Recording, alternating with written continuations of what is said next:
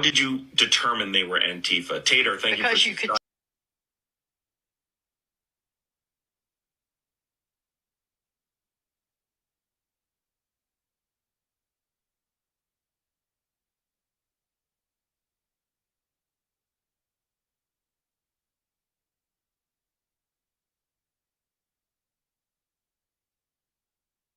My dad is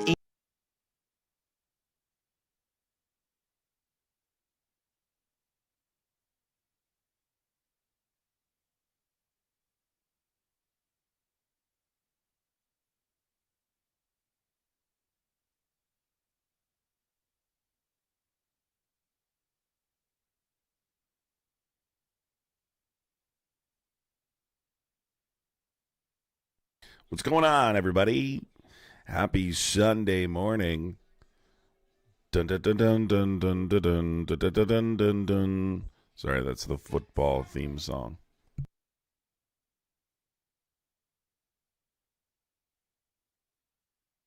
All right. Let's see here. Who's here this morning? Think Purpler, Jess, P. Benton, ST for Life, Mike, Nancy, Sue Wallace, Jazz, Becca, what's going on? Melanie. What's up, Deb? Mama Moon, Corey, Desi, Emily's Blunt, Erica, Enigma, Tammy. What's going on, everybody? Yesterday we had another day in the United States of another pew-pewing, which seems to be a regular occurrence, which is something that this country has long accepted, with an unwillingness to do anything about it. A pretty steady unwillingness to do anything about it, which I find somewhat disturbing. What's going on, everybody? How's everyone doing this morning? Let me put this phone number on if somebody wants to call. Trump supporter, a crybaby MAGA Muppet wants to. Well, yeah, it got old. It's been old for a long time, but there was a moment I knew they weren't going to do anything, and that was Sandy Hook. You know, once Sandy Hook happened, I knew that this country would accept just about anything going forward. If you could look at Sandy Hook and move forward, then I knew right then, you know. That's all you need to know. You know. That right there proved everything I ever needed to know. Because at that point, it's just like, you know.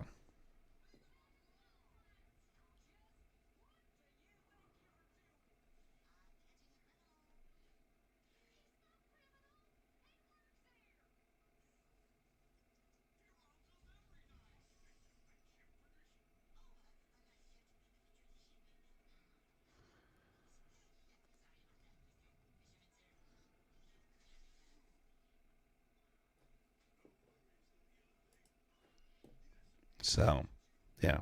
I mean, there's not much more I can say, really, in regards to that particular issue. It is what it is, you know. It is what it is. There's nothing more really to say about it. Jesus. They never do anything about it, and they never will do anything about it. And if you're wondering why, it's because of the Republican Party. It's because of the Republican Party and Trump supporters and these MAGA Muppets that will not let anything get done because they want to protect their Second Amendment rights. You know? And honestly, I'm honestly tired of hearing about your Second Amendment rights, if you want to know the truth. I'm honestly kind of tired of hearing about it. you know? And I say that understanding I believe in the Second Amendment, but I'm tired of hearing it as an excuse for why this should be happening to other human beings, children, kids in college, kids in high school. And the other reason I'm tired of hearing about it is because it's typically from the crowd that doesn't respect any other aspect of the Constitution. So if you don't respect any other aspect of the Constitution, why should I respect your Second Amendment right? Maybe that's something Democrats need to realize in the future. Maybe that's a page they need to take out of his book, which is they don't respect your rights. Why should you respect theirs? Am I right or am I wrong? Am I right or am I wrong? Oh, yeah, Brian? Well, why don't you call in? Why don't you call in, Brian? 908-652-3703. The number is now active. And if you feel that way, Brian, come tell me why. Come tell me why. Good morning, Laura. He's doing everything he promised he would do? Really? You must not be paying attention, Ryan. What part of the... So why don't you call in and we'll have a conversation about the Constitution. You ready? Call in. Let's talk about it. I like the Constitution. Call in. And I'll explain how Donald Trump has expressed little respect for the Constitution. Very little respect. Somebody in the chat actually asked me, how is he violating the Constitution?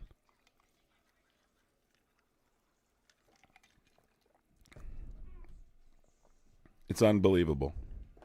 But anytime these incidents happen, anytime there's a mass pew-pewing event, Maga's the first person to come in and reference the Constitution. I mean, that's the case every single time. And these are the same MAGA people that will laugh when you talk about how Donald Trump doesn't respect the Constitution. Oh, I can explain how he doesn't respect the Constitution, but you have to call in, right?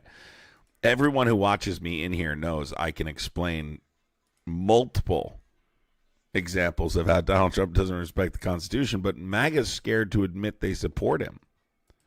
MAGA's scared to call in and admit that they support Trump. They're embarrassed by it.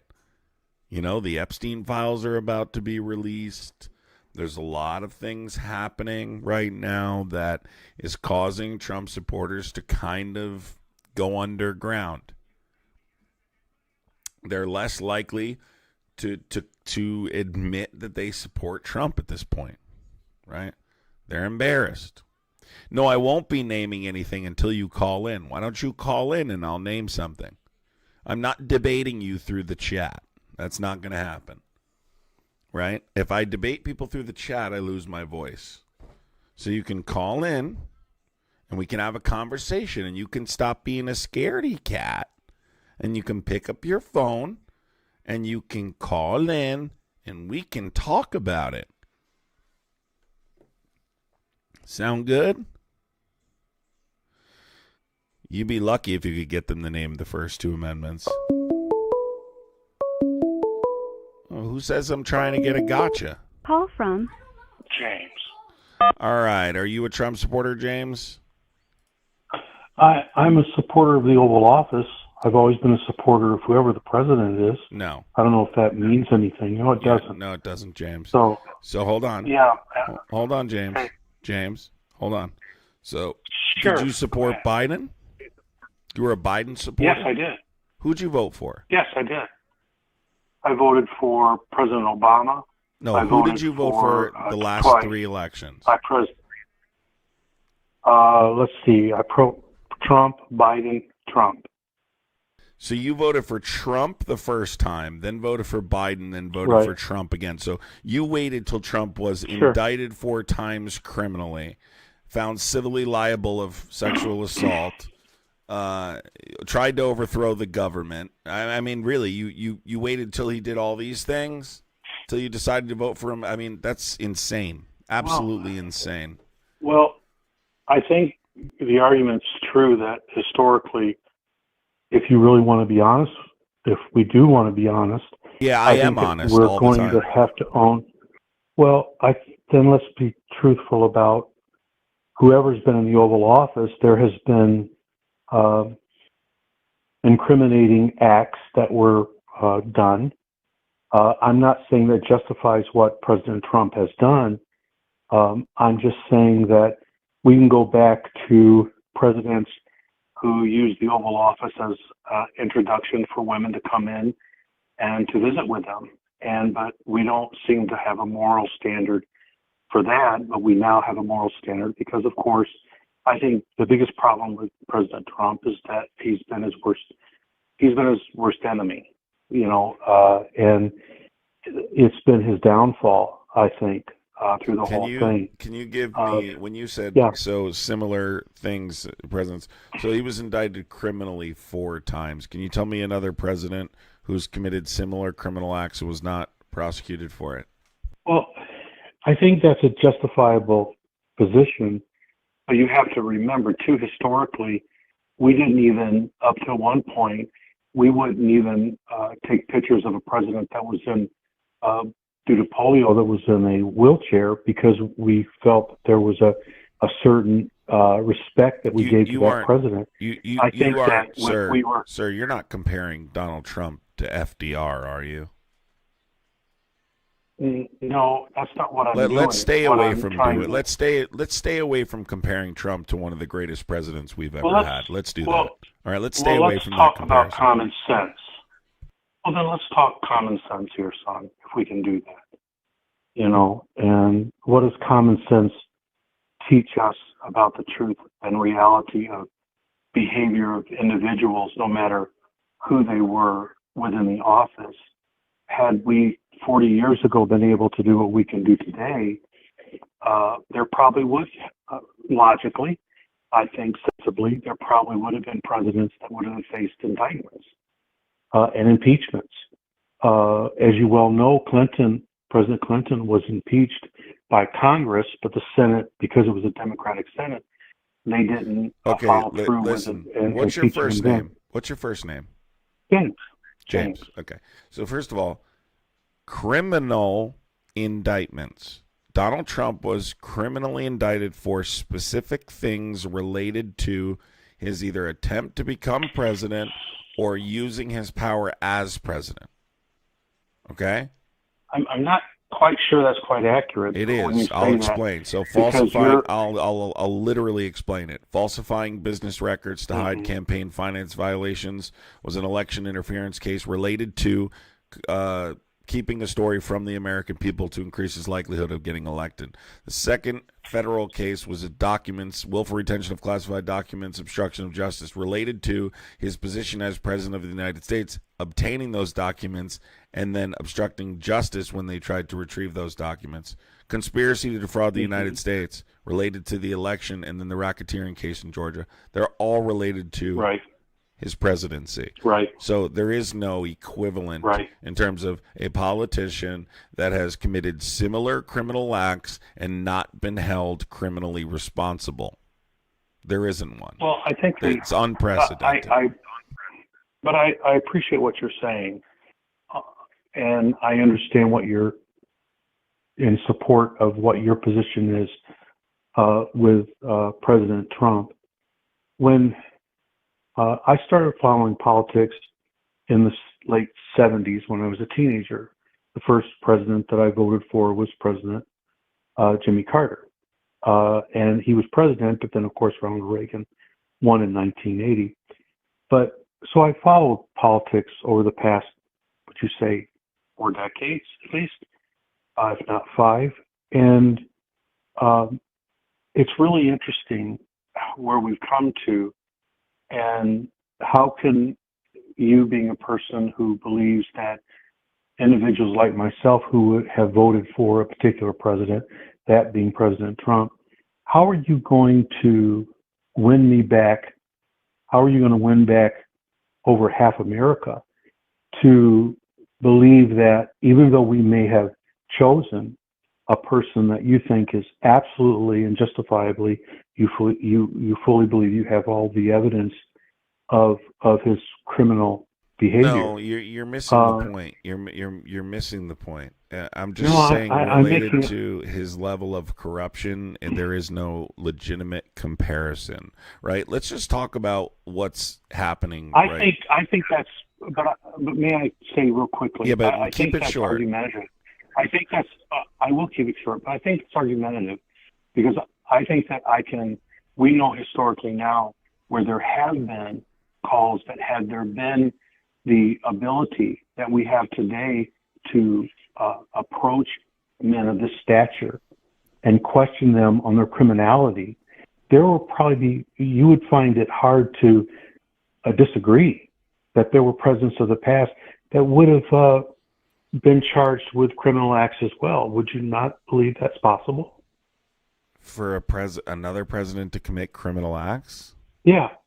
You don't think that another president sitting in the Oval Office could have ever committed a criminal act, but was never pursued because of his position? You're more or less strawmanning my argument right now because that's not what I said. I was simply stating they're not comparable, right? In terms of his criminal conduct, there isn't a legitimate comparison you can make when we actually break down what these cases are about, and what he did.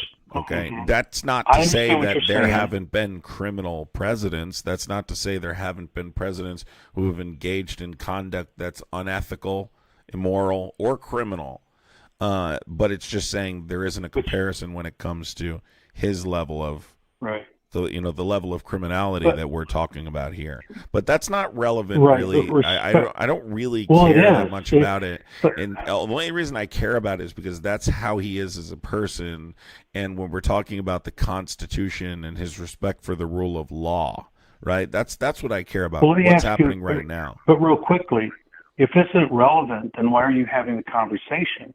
Because would you still be talking about Donald Trump if he wasn't president and he's been doing things that were criminal? We weren't having a conversation about his criminal conduct. You wouldn't have a conversation. We weren't having a conversation.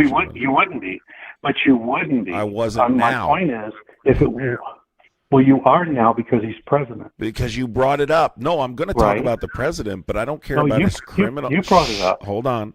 You brought it up.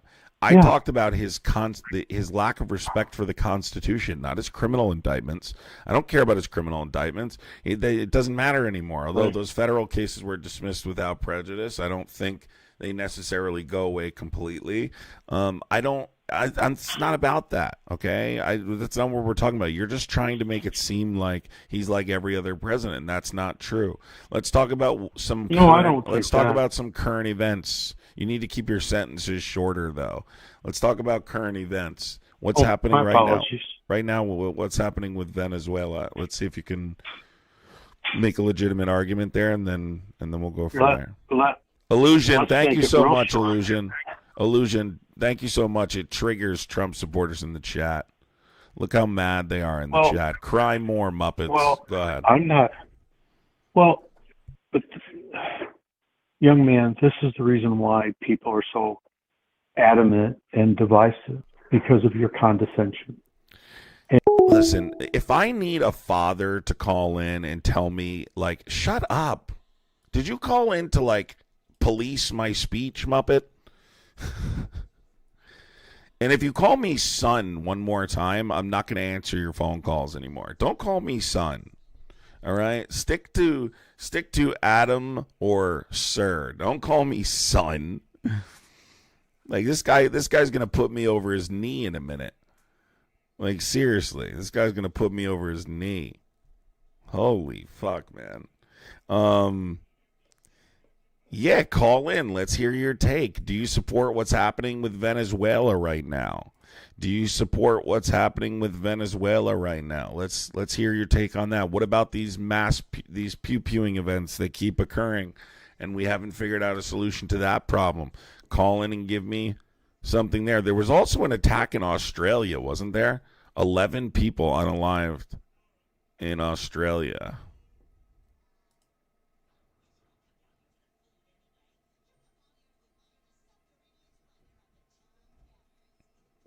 11 people. I don't know if you guys saw the video, but this guy basically ran out like fucking Rambo, grabs the gun out of the guy's hand, throws him on the ground, picks up the gun, points it at him, and then puts the gun down and leans it against a tree. And the other guy, there's a guy like across from him on this like bridge pointing the gun at him the entire time. Yeah, it was an attack on a Jewish community, I guess is my understanding. But I don't know the details. I don't know the details behind it, so I can't really say for sure, but it definitely was an attack on Jewish community. This guy's talking about they took the guns away. Guy, look how many mass shootings we have in the United States. And then I'm not somebody who thinks we should take all guns away, but there definitely needs to be something done about the situation. Okay, this is out of control. So I don't know why anyone would be opposed to common sense legislation. Our government just doesn't care. Okay? They just don't care. So it's people have become incredibly desensitized, and it's probably never going to get better. So this guy says, "What is a fascist? Do you know?" Actually, I do know, right? And I've studied it in depth. Can you call in to the live right now? The number's right here. Let's have a conversation about fascism. 908-652-3703. Call in right now. Let's have a conversation about it. That is a crazy statement, isn't it? Crazy statement. Oh, you mean in the chat? Yeah, there's a lot of schmazzies in the chat. Always. Was it a Jewish on Jewish crime? I have no idea what the circumstances were, to be honest with you. I really don't know. I don't want to speculate. If you guys want me to look it up, I can. At least 11 people have been killed, 29 injured in a shooting at Australia's Bondi Beach, which targeted the Jewish community. Police say the attack, which took place as hundreds gathered to celebrate the first day of Hanukkah, has been declared a terrorist incident. Police have confirmed there are 2 suspects. One is dead, while the other is in a life-threatening condition in a hospital. Officers have secured and removed explosive devices found in a nearby vehicle. The Prime Minister described the attack as an act of evil, anti-Semitism, terrorism that has struck the heart of our nation, and said that an attack on Jewish Australians is an attack on every Australian. Israeli officials have reacted with horror and anger to the incident, with several accusing the Australian government of allowing a surge of anti-Semitism. I'm sure that's going to be the narrative, that the rise in anti-Semitism was the reason that this happened. Of course, that's, nuanced, to say the least. But there is quite a bit of, I have witnessed quite a bit of anti-Semitism over the last couple of years. But I think people also mistake anti-Zionism with anti-Semitism. Yeah, I just think like we should really I think there's ways to fix that. You obviously need creative solutions, and I think when we keep electing dumb people, this keeps happening, and this will keep happening as long as you keep electing dumb people. So that's all there is to it. I really don't know who did it.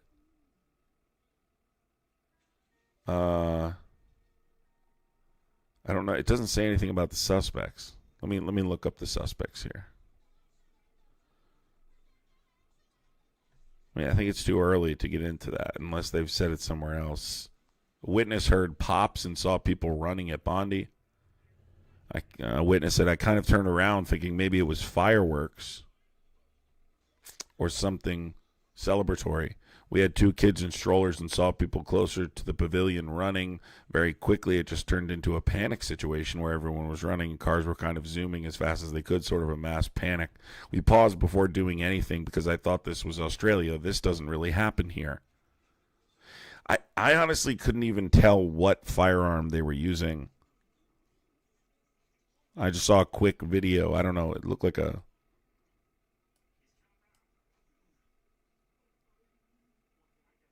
photo shooter and ID. All right, let me look it up.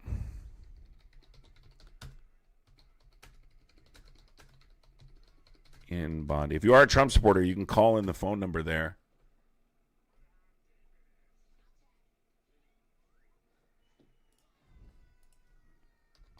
I'm trying to see who are the...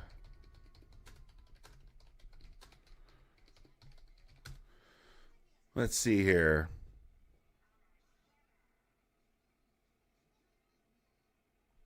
I don't see names anywhere.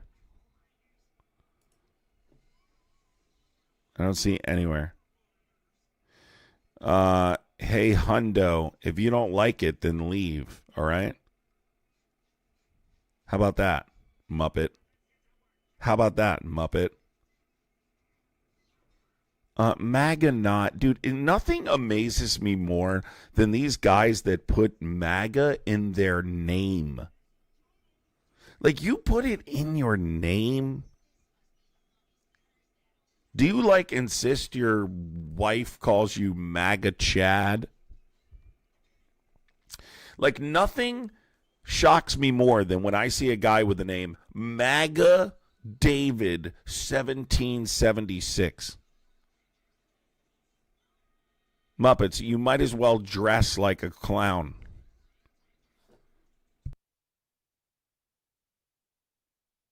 Telling you what's happening, everybody. People are getting more and more embarrassed of their support for Trump.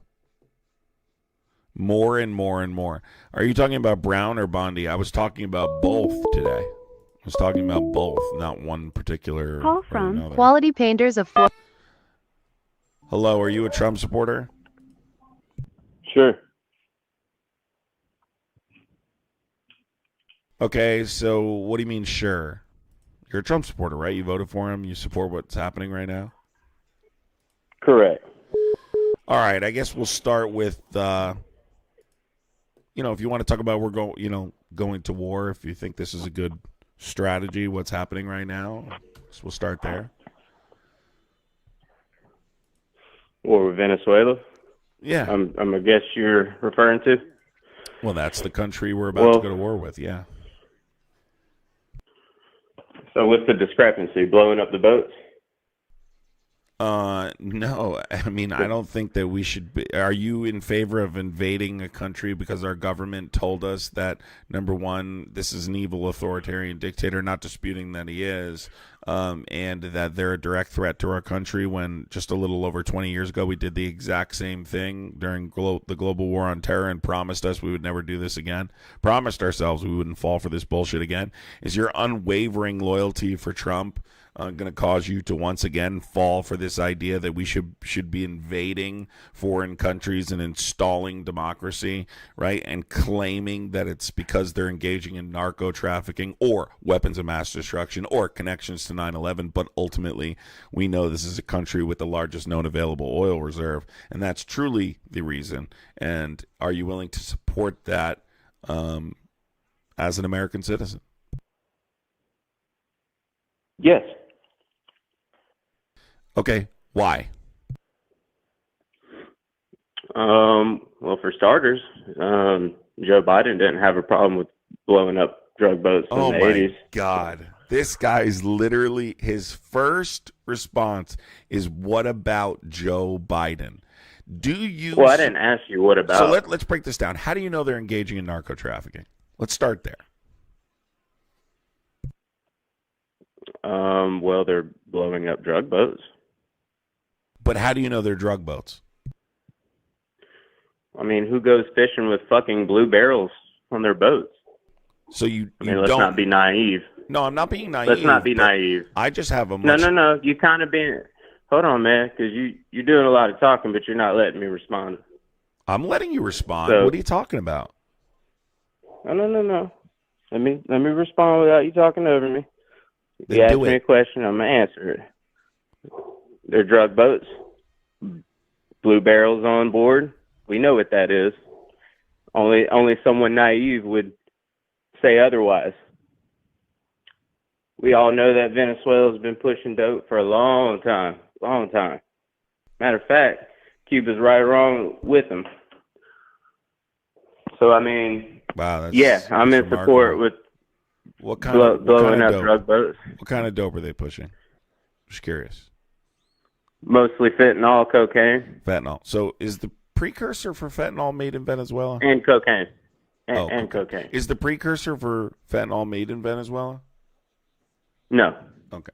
So you think they're pushing in fentanyl. Okay. And you know it's fentanyl because how? Because here's what you're saying, I'm being naive. Mostly cocaine. Hey, you just told me Mostly not to talk cocaine. over you, and I just let you say a bunch of dumb shit. Well, right? You said nothing in a matter of misquoting me. 5 minutes, right? No real information.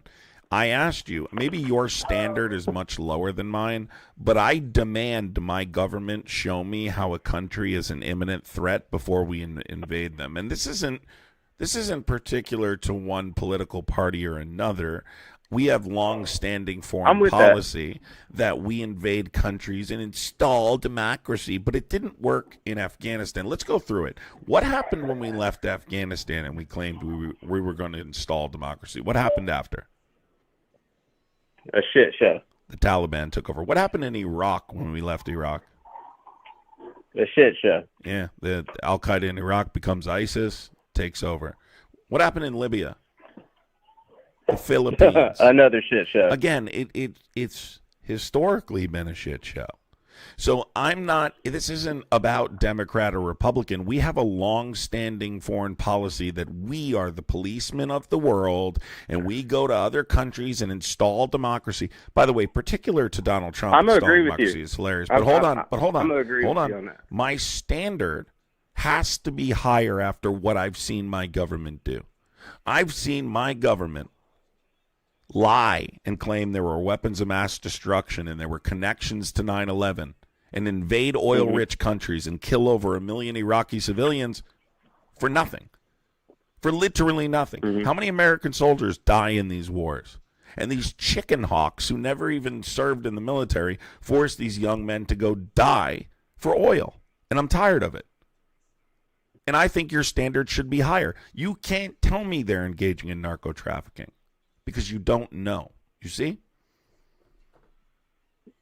I mean, the evidence is pretty there. It's not. They haven't provided it to us, at least. No, they kind of have. They haven't. They've been sharing a lot of video footage, man. They've showed us no proof they were engaging in narco Look, trafficking. I'm with you, though. I'm with you. Everything that you just said, just so you know, I am on board with. I do think we haven't technically invaded, but, you know, maybe you're right about inserting, you know, democracy into other countries. None of our really none of our fucking business. But I don't know if you've had family members that died of drug overdoses. I think everyone. If you're has pushing at this point. fentanyl, fuck you. I think everyone has at this Pushing point. fentanyl, fuck you. I agree with you. Blow But them to smithereens. Listen to me. I agree with you that if you are trafficking in those substances, you're a bad person. And I agree there should be some aspect of criminal punishment. But how successful has the war on drugs been? How successful has It hasn't been successful. Right. But listen. At least Trump said fuck that shit. We're gonna at least blow up the drug boats. All the other shit, all the other politics, like I said, I agree with you. I don't think that we should worry about regime change and shit like that. Man, you know, Nicholas is kind of a piece of shit. It would probably do a lot better for the country if he's not there. None of my fucking business. What's my business is how these drug boats transporting all. Really, I'm not even worried about the cocaine, if I'm being honest. I'm more worried about the fentanyl. right, and I dispute that there's so many fucking people. Yeah, so many and people. And I need. And you know proof who that else there's should fentanyl. get punished for that, along with Venezuela, China, Cuba. You know, I hope that we're going to start blowing up their fucking drug boats. Whoever's pushing, I hope we fucking blow them up. Sheffy, thank you so much for the 5 gifted memberships. Appreciate you, dude. Thank you. Listen, Let me explain something to you. It's been an utter failure because we applied deterrence theory to a medical problem. People with substance use disorder, particularly the opiate market, are what uphold that market. And the reason the war on drugs never works is because you consistently attack the supply portion of the issue rather than treating the demand. If this country was willing to accept harm reduction strategies and healthcare solutions to a healthcare issue rather than trying to apply deterrence theory and swift, harsh, severe criminal punishment to a healthcare issue, then we probably see less of a demand, therefore less of a supply. But it never gets better because you never treat the demand, right? You never treat the demand portion of the issue.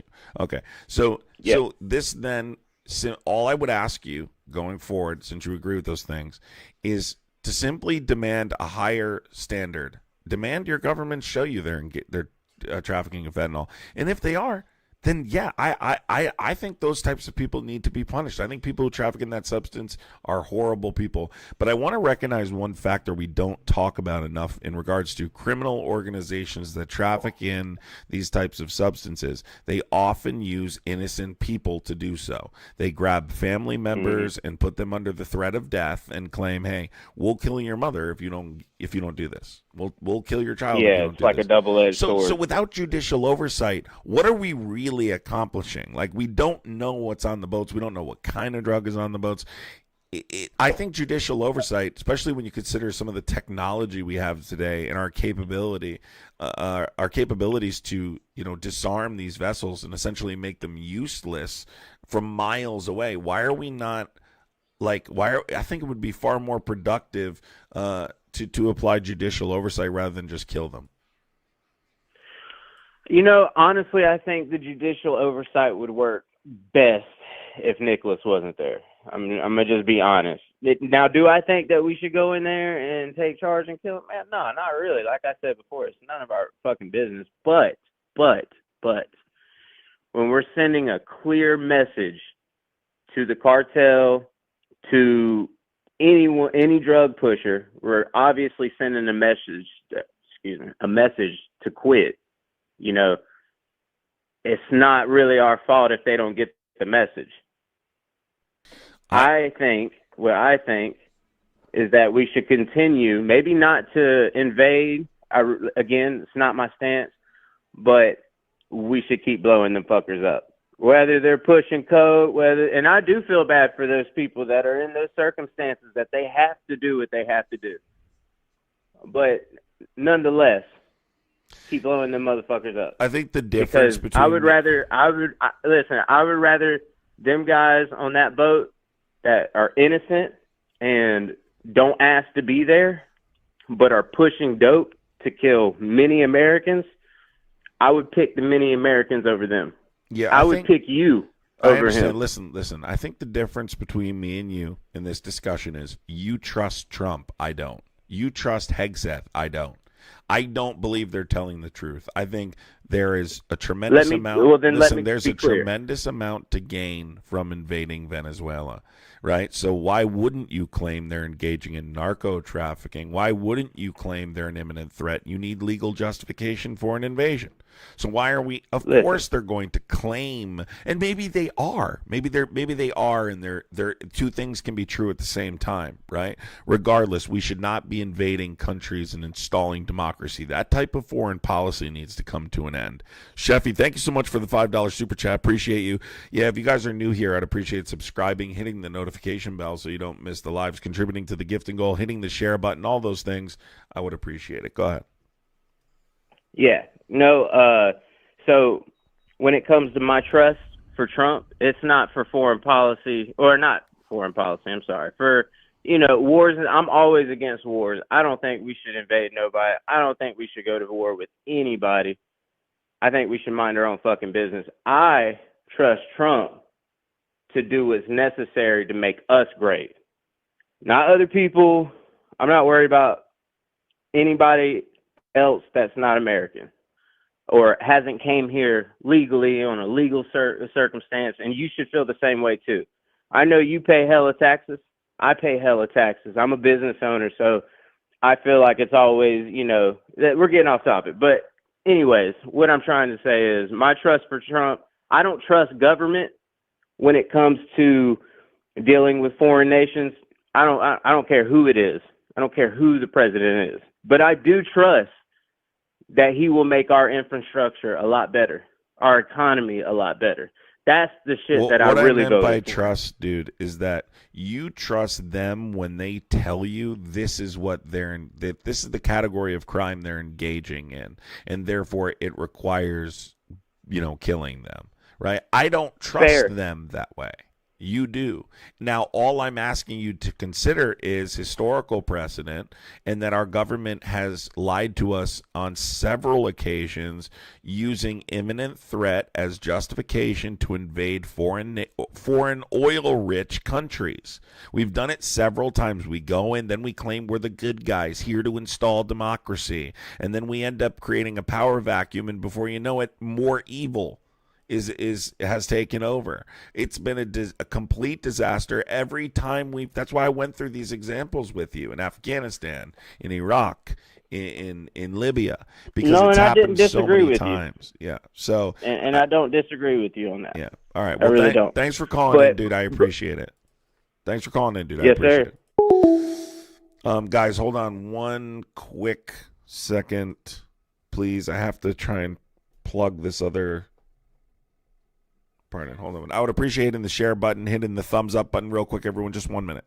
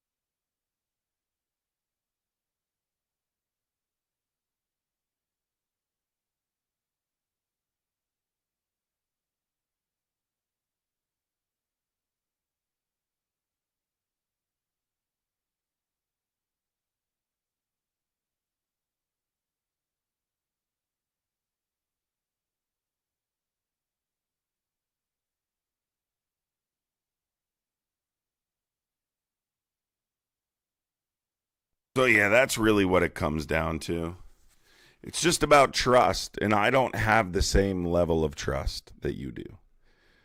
Not for any politician, not just Trump, not any politician.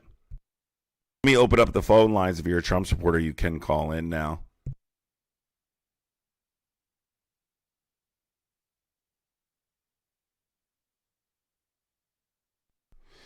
Sadly, these are real people. Sadly, these are real people.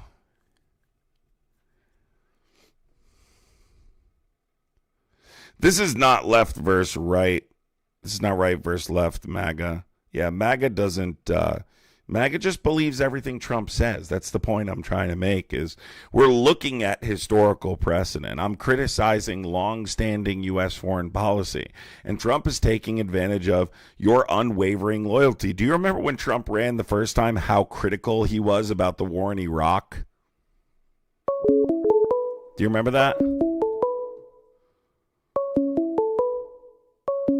Call from Howard Kaufman. Yes. Hold on 1 second, okay? Copy that. Call from Yeah, MAGA doesn't. Hi. Hold on 1 second, okay? You're going to be on the other line, all right? Oh. All right, so let's start with this guy. What's going on? Not much. How we doing? What's going on? What's up? What's your take? What's my take about these boats in Venezuela coming over here? Just Blowing them out of water? I just got no your problem general with take on the situation, and whether you think it's being handled correctly, what the long-term consequences are, short-term consequences, whatever.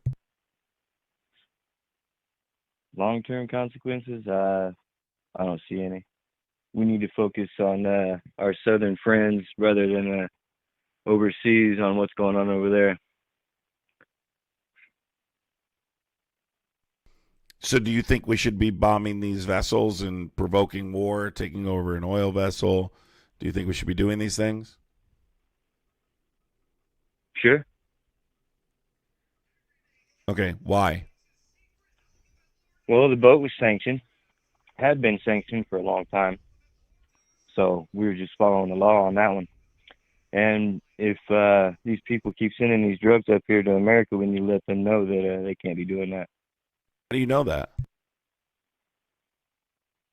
How do I know what?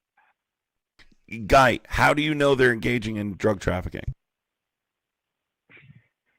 The 80s, perhaps, when they were sending a bunch of drugs up this way. You've forgotten about that, have we? So you're referencing the 80s. How do you know these vessels are engaging in narco trafficking? They have surveillance drones that have been watching them. Okay. From point A so to you point say B you're to saying point C. you trust our intelligence agencies? That's basically your take?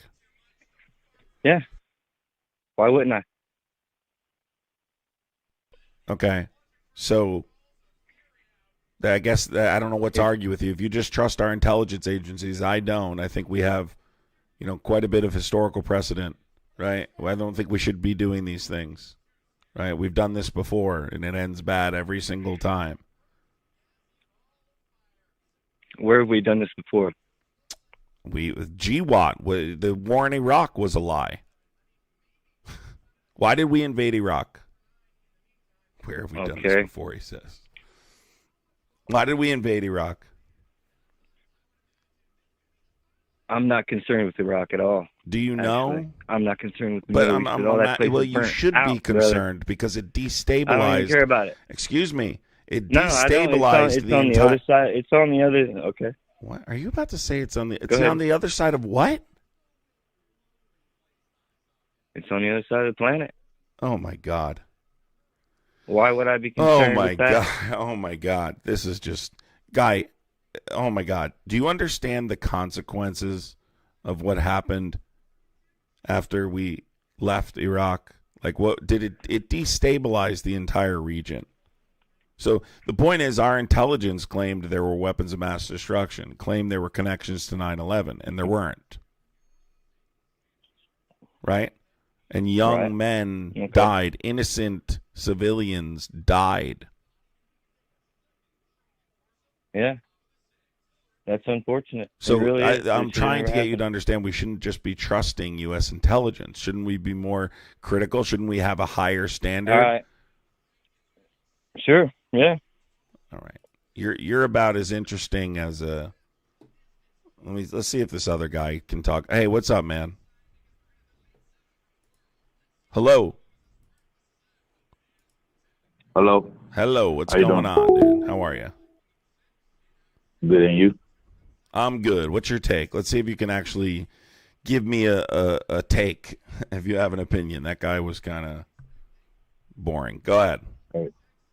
On the whole Venezuela stuff, right? So I think there's we not talking about China's involvement in this. I think this is a strategy to kind of like pinch China away from the, U.S. controlled hemisphere. Not hemisphere, but territories. It absolutely it has a lot to do with both China and Russia. But what's your point? Yeah. So my point is, this I don't want them to invade, right? I think that's a bad idea, horrible idea to invade them. But drug boats, if they were doing anything nefarious, I don't think they would be posting videos of drug boats. I don't trust them, but I don't think they would just be posting. You should really research our history because we've done stuff like this before. They've been asked the question directly. They just don't answer it. Well, how many engines are there or this and that? Regardless, this is why it's important to provide judicial oversight in these circumstances. And I'm not saying, look, let's just break this down really quick for everyone in the chat that also doesn't get this. You're not actually fixing the problem regardless, right? If you're bombing these narco vessels, you're not actually stopping the drug issue in this country. You do understand that, right? This does very It's little a to solve stunt. that problem. Let me show you how dishonest Donald Trump has been. There was 82,300 overdose deaths last year. Okay, 82,300, something like that. Donald Trump said there was a 25% reduction in overdose deaths as a result of bombing these vessels. Do you believe that's true? Do you understand that's literally mathematically impossible? So No, I don't believe that's true. right, it's because true, it's not. It's an idiotic thing to say. It just shows that he really does not understand this issue, right? And what I've long argued is that people who uphold the market, people who are sick and suffering from substance use disorder and taking opiates and taking these drugs are what uphold the market. And yet our government overlooks that. They only attack the supply. They use deterrence theory, right? Quick, severe, swift criminal punishment will deter people from trafficking in these substances while completely ignoring the people who are using these substances who are suffering from a healthcare issue. We're way behind other countries in that regard, right? Understanding that it's just that. Donald Trump called people who have substance use disorder dangerously deranged instead of acknowledging that they have a disease with a genetic component, right? And they're suffering and they need health care. And if we actually applied harm reduction strategies and had health care for these people and made treatment affordable and accessible, maybe there would be less of a demand for said product and therefore less of a need for a supply. Instead, he just wants to attack the supply portion. See, that wouldn't. I get what you're saying, right? I get what you're saying, but that wouldn't make sense because the past how many years we've been doing the no drug propaganda since throughout high school, throughout kindergarten, throughout college, and that hasn't worked. And also, it's not only the drugs that are the issue. There's also human trafficking that comes with the issue. Some people that take these drugs, they're not like it's not like they just like wanted to take drugs out of nowhere for the first time in their life. Some of them they were coerced to take it. Some of them they were forced. It was forced upon them to get them hooked on.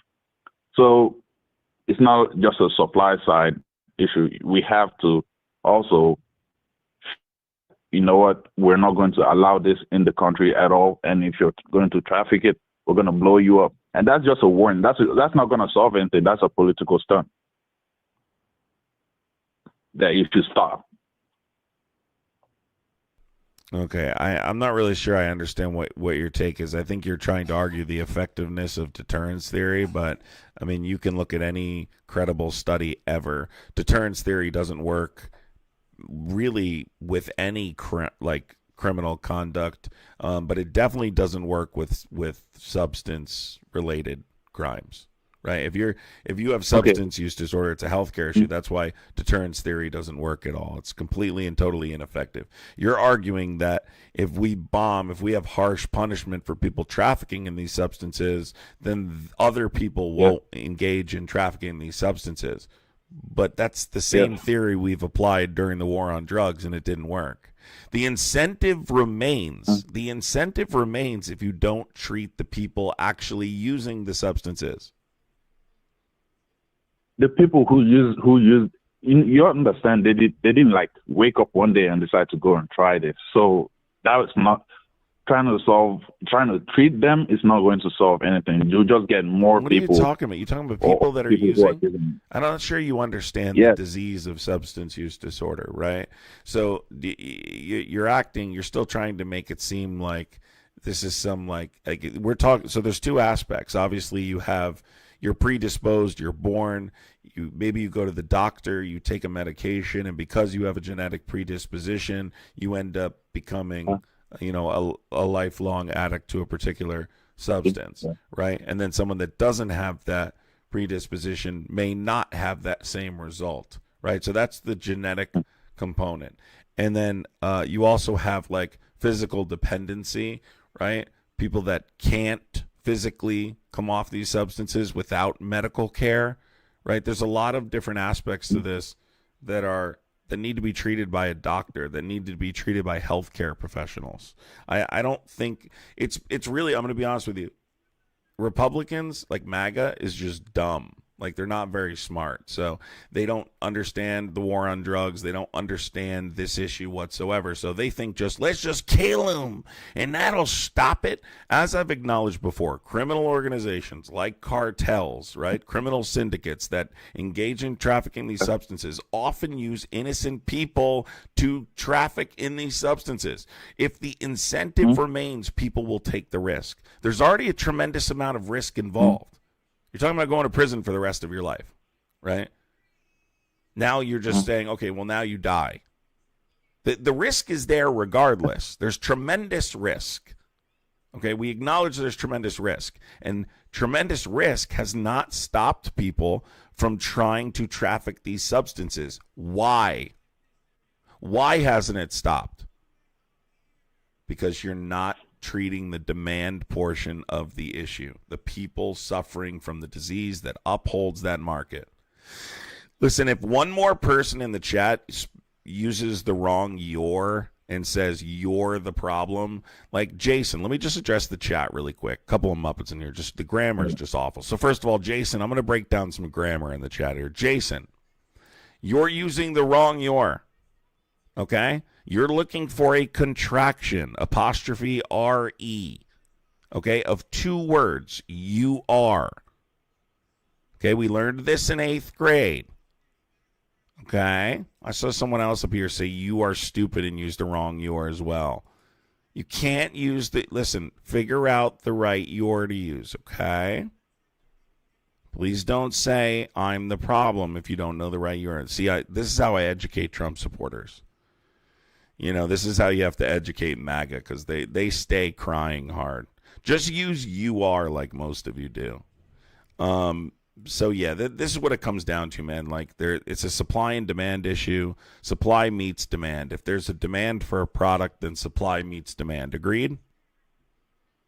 Yeah, I agree with that. So why not apply some of these other strategies that we see are overwhelmingly successful, like safe injection sites in our cities, right? Like making sure treatment is affordable and accessible, like healthcare for all.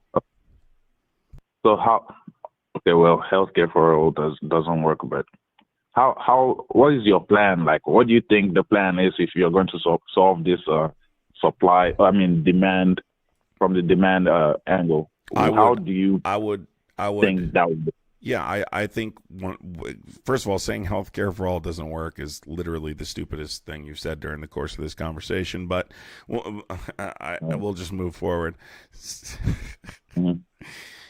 I mean, this is crazy that you just said that so confidently, but I think this country has a serious problem with accepting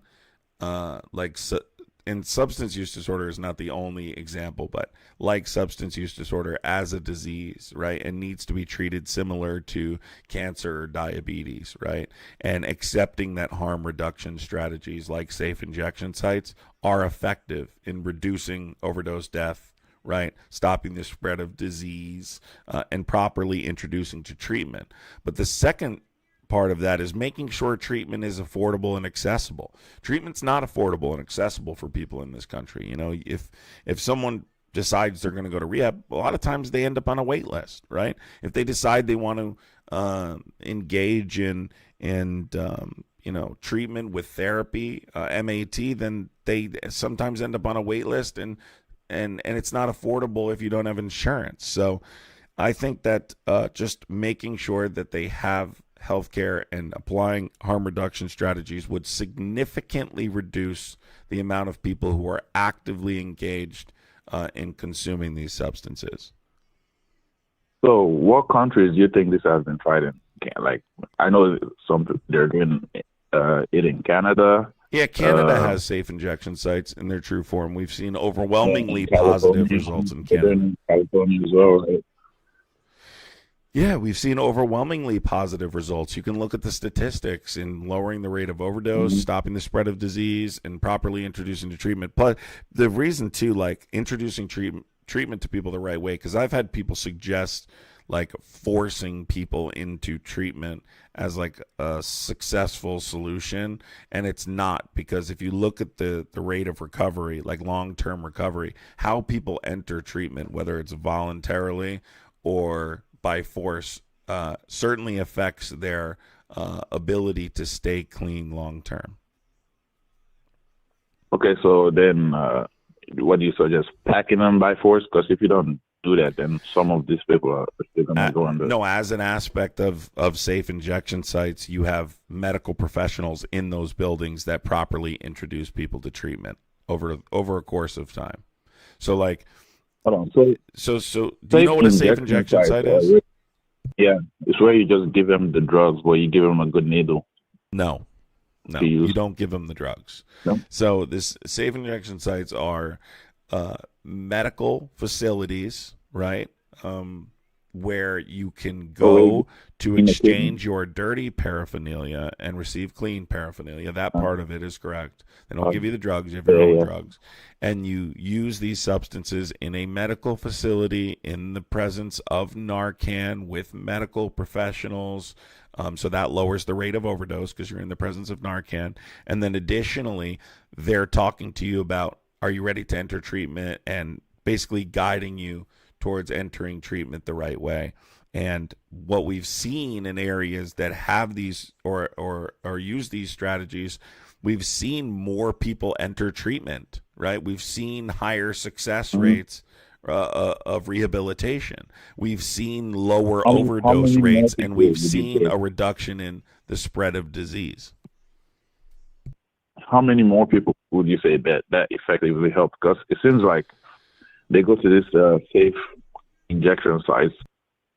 They take the drugs, right, and they take the needle and use the drugs safely. But then they just go back and buy more drugs. They just don't die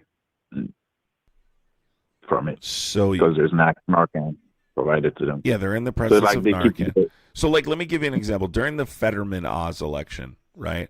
God, I love Maga's crying so hard in the chat right now, and it's hilarious. Like, and none of them can spell. They don't know the difference between your and your, and it's the funniest thing. There, and your is the toughest one for Maga. So, what's important to remember is that there is no one singular solution to solving substance use disorder, right? Or deterring people from committing this category of crime in terms of trafficking. You need to apply all of these different strategies, right? I'm not saying deterrence theory doesn't work as a multitude of factors, but it doesn't work as a singular solution, right? Donald Trump is claiming crime is out of control. Listen, Donald Trump's claim, I'll give you an example. Donald Trump's claiming crime is out of control in the United States right now, right? Well, it is. Okay. In some of this, why is crime out of control? Why is crime out of control if deterrence theory is so effective? You know, that's the thing, because there's no deterrence. Some of these people who are making the news these days, they're getting 100 prior arrests before they do some actually. That's not true. Heinous crime. So and then put in why jail. is, again, we have what do we lead? I can just debunk your point right now. What do we lead the world in? There's two things. What's one of them? Prison population.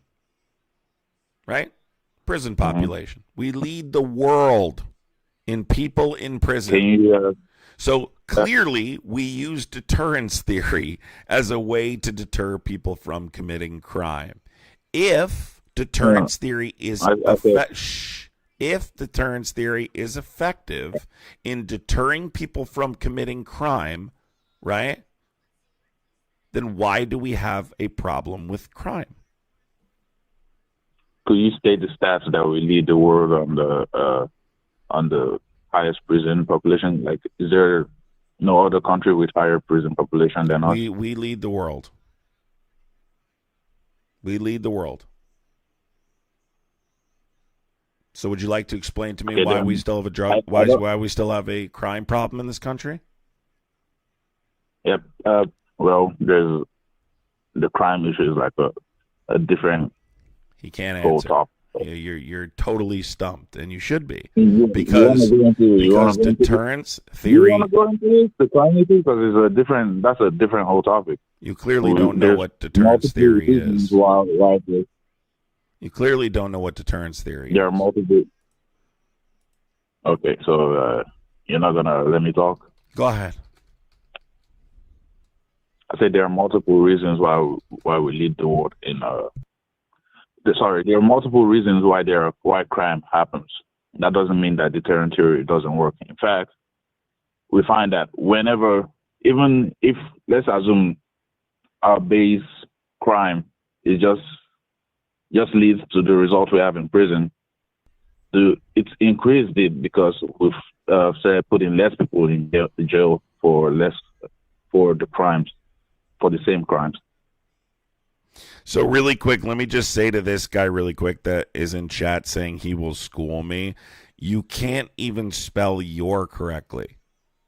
You're using the wrong your. You also used the wrong there up there. Shut up. We're just going to put you in a timeout now. Okay? You're going to need to learn the difference between your and your before you ever have a conversation with me, Muppet. You little pigeon. So, what is deterrence theory, caller? Oh, I don't know.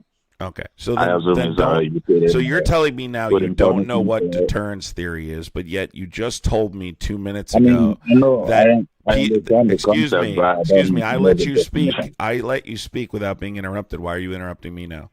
I told you the United States leads the world in total number of people incarcerated. We have almost 2 million prisoners in this country. Okay? 2 million. So what I asked you was, if we have 2 million, almost 2 million people incarcerated, we lead the world in people in prison, right? Why do we still have a problem with crime? We're putting people in prison. That is deterrence theory. Clearly you don't know what deterrence theory is, like I said before, and you said don't interrupt me, and then gave me a response that doesn't apply to the question I asked you. Deterrence theory is swiftness, severity, and certainty. Harsh criminal punishment deters people from committing crime. If you apply criminal punishment, you will deter people from committing this category of crime. Well, what we've seen in the United States is it doesn't work. Why? Because we never address the root causes of crime or the socioeconomic reasons people commit crime, right? One of the reasons I love Mom Donnie, right, is that Mom Donnie is willing to use creative solutions to the what'd you say? I said, oh brother. Oh brother what? Oh brother man, damn. Well, you don't like Mom Donnie? I'm sure he's a nice guy. Okay, is there a reason? Is there a policy you don't like or something? Yeah, all the policies he's promising. Basically, CNN loves criminals. You don't know what IQ stands for. Stop using the word IQ because you took an IQ test on Facebook. CNN loves criminals in chat here took an IQ test on Facebook and framed it. Listen, why don't you like Mom Donnie? Why don't you like Mom Donnie? Oh, we're going to Mom Donnie. I said I'm sure he's a nice guy. I don't really care. I was only mentioning it. I was only mentioning it in passing. Mm-hmm. I was simply mentioning okay, then it in we'll go back to the topic we were talking about. Okay, so I was just going to ask you what policy you didn't like of Mom Donnie's. If you don't like Mom Donnie, then tell me a policy of Mom Donnie's you don't like. Okay, I don't like the rent freezes that go on in New York. I don't live in New York, by the way. So yeah, I can tell you don't live in New York because you don't like Mom Donnie. Because if you lived in New York, you'd probably like Mom Donnie. I can tell that you don't know a lot about the reasons you don't like these things. But anyway, back on topic, right? That's why we have so many people in prison, is because we use deterrence theory rather than addressing the root causes of crime, right? Figuring out what are the socioeconomic factors that cause people to commit this category. Why are you talking? I said, I'm reacting to what you're saying. What are the socioeconomic factors to why people commit this category of crime rather than just waiting till they commit the crime and then putting them in prison and hoping that scares the next person? Thank you for calling in. I appreciate it. I did try hard, but I don't feel you're being genuine. So I'm going to move on to the next guest here. I know. CNN, there was this guy in chat that kept talking about IQ. And I could just imagine that he took an IQ test on Facebook and framed it. It's kind of like, they're kind of like Trump. You know how Trump always says, like, I'm the smartest guy. So smart, so true. Unbelievable, really, when you look at it. When you're looking at it, I'm so Call smart. from Hello? Yes, hello. Are you a Trump supporter? Yeah, big ringtone going on here. Got a big what? What did he say? I didn't even hear what you said, dude. So it clearly didn't land the way you wanted it to. Man, it.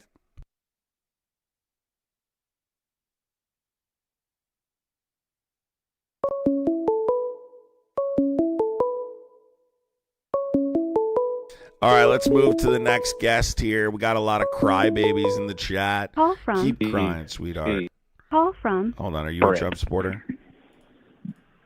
To accept, press 1. To send a voicemail, press 2. Sorry, man. Go ahead. I don't know what happened. Dude, that was like a freaking tone from hell. I don't know why. I honestly don't know what happened there, but go ahead. So I was listening to you with the other guy about, and I guess the other guy before that, about the whole war on drugs or whatnot and the punishments and all that, right? Do you know who wrote the bill for that, the 94 crime bill? Yeah, I'm not interested in your Biden whataboutisms. Can you address the topic? No. This has nothing to do with Biden. I'm talking about the crime bill and the punishments for all the drugs that you're talking about being too harsh. Yeah. Do you think like I defend Democrats in regards to this issue? I'm farther left than Democrats. No, I'm asking, do you know who wrote that bill? I know what you're trying to do and what you're trying to say. I'm not interested in your whataboutisms. Do you understand? Well, this isn't a whataboutism. This is, do you know who wrote the bill? I don't remember the name, no. Bill Clinton, I know, was the president. No, he didn't write the bill. Bill Clinton didn't write the bill, you idiot. Okay, Bill Clinton was the president at the time. I don't know who specifically who wrote the bill. According to online, it says that he was.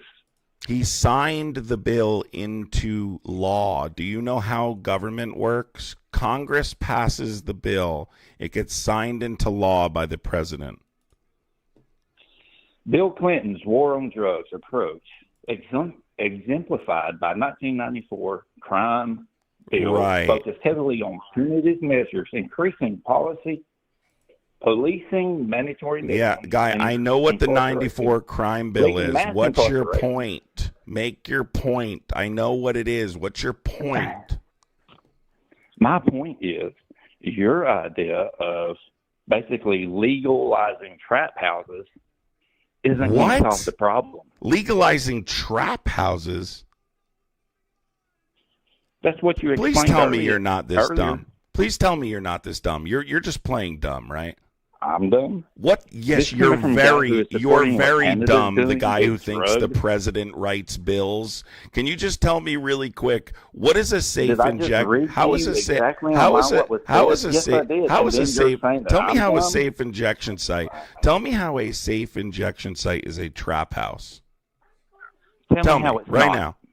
I'll tell you. It's not. Yeah, so it's a medical facility. Or you get. Yeah, I'll explain it. Facility. Don't talk. Giving drugs. Guy, this guy is literally trying to claim a safe injection site. Shut up. Shut up. Shut up. Stop talking. Heroin or whatever. I'll just hang up on you. You do not get injected with heroin, you goofball. You're not going to spam misinformation on my live. A safe injection site is a medical facility where, yes, you use drugs, your drugs, in the presence of Narcan, in the presence of medical professionals who are there to make sure you do not die, to stop the spread of disease, right? And to dispose of dirty paraphernalia. It keeps people from using drugs in public, keeping paraphernalia off the streets, which is what people complain about, and works to get people into treatment and making sure they don't die in the process. Listen to that person speak. That is Trump supporters in a nutshell. Stupid, uneducated, misinformed, know-it-all of nothing. Know-it-all of nothing.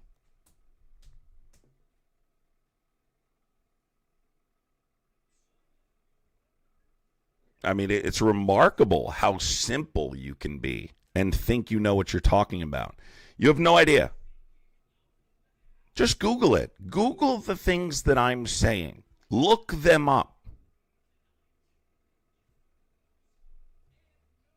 Look up everything that's being said here, and you're going to sound like a clown. Comparing a medical facility, an approved facility, to a trap house. To a trap house. Oh, God. Guys, don't read a book. Fucking swallow it at this point. It's gotten so out of... I mean, literally, like, it's remarkable. It is remarkable how misinformed. How misinformed. But we're talking about dangerous misinformation at that point. And by the way, guys, I'm proving my point here in the chat by talking about deterrence theory and why we should use harm reduction strategies and all these things.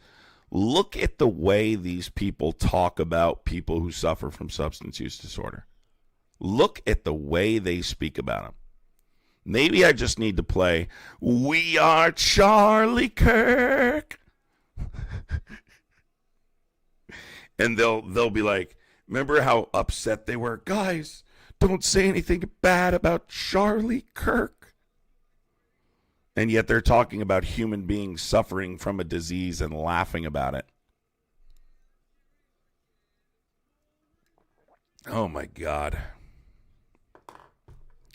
It is their choice, but the problem is we're talking about human beings here. We're talking about human beings. Sick with a disease like diabetes, like cancer, like any disease you can think of with a genetic component and environmental factors. No different. Absolutely no different. But look at the way it's stigmatized. Look at the way it's demonized. Rachel, nobody cares, Rachel. All right? Nobody cares. Nobody cares, Rachel. Rachel's in here. I'm calling the cops. I'm calling the cops.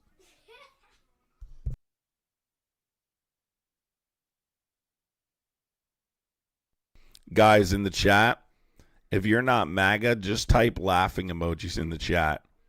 Just laugh. That's the best way to do it. You just laugh at this point, you know? Just laugh at this point. Look how absolutely... And they received counseling, yes. I'm calling ICE. Yeah, good luck with that. I'm calling the cops. Yo, is this guy's real? Hold on. Bro, that's not... Holy shit. Wait.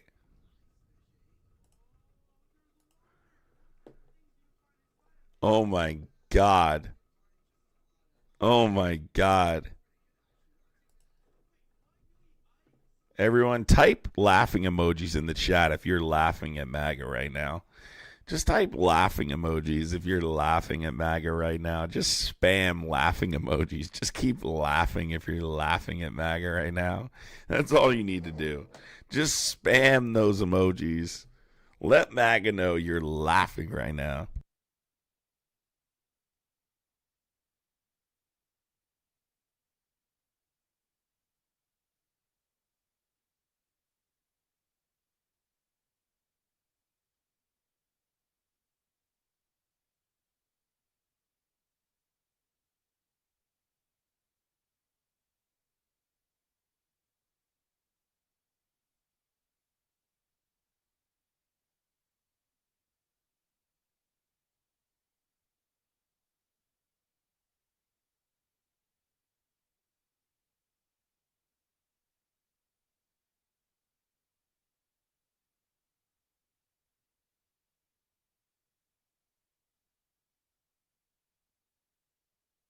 Look at all the people spamming him. Oh my God.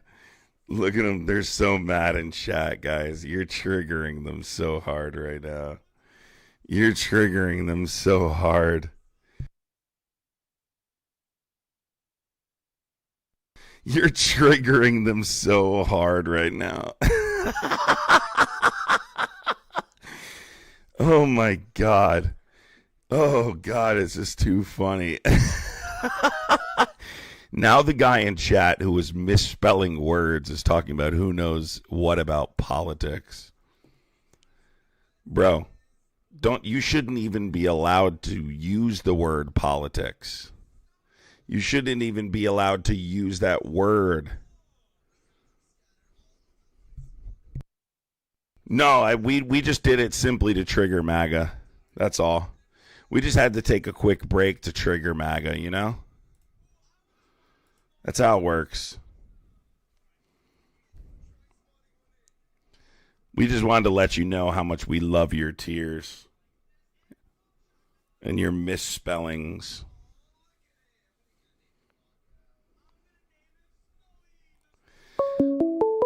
Philip, be quiet, all right? I don't want to have to block you. Call from. You're not allowed near playgrounds.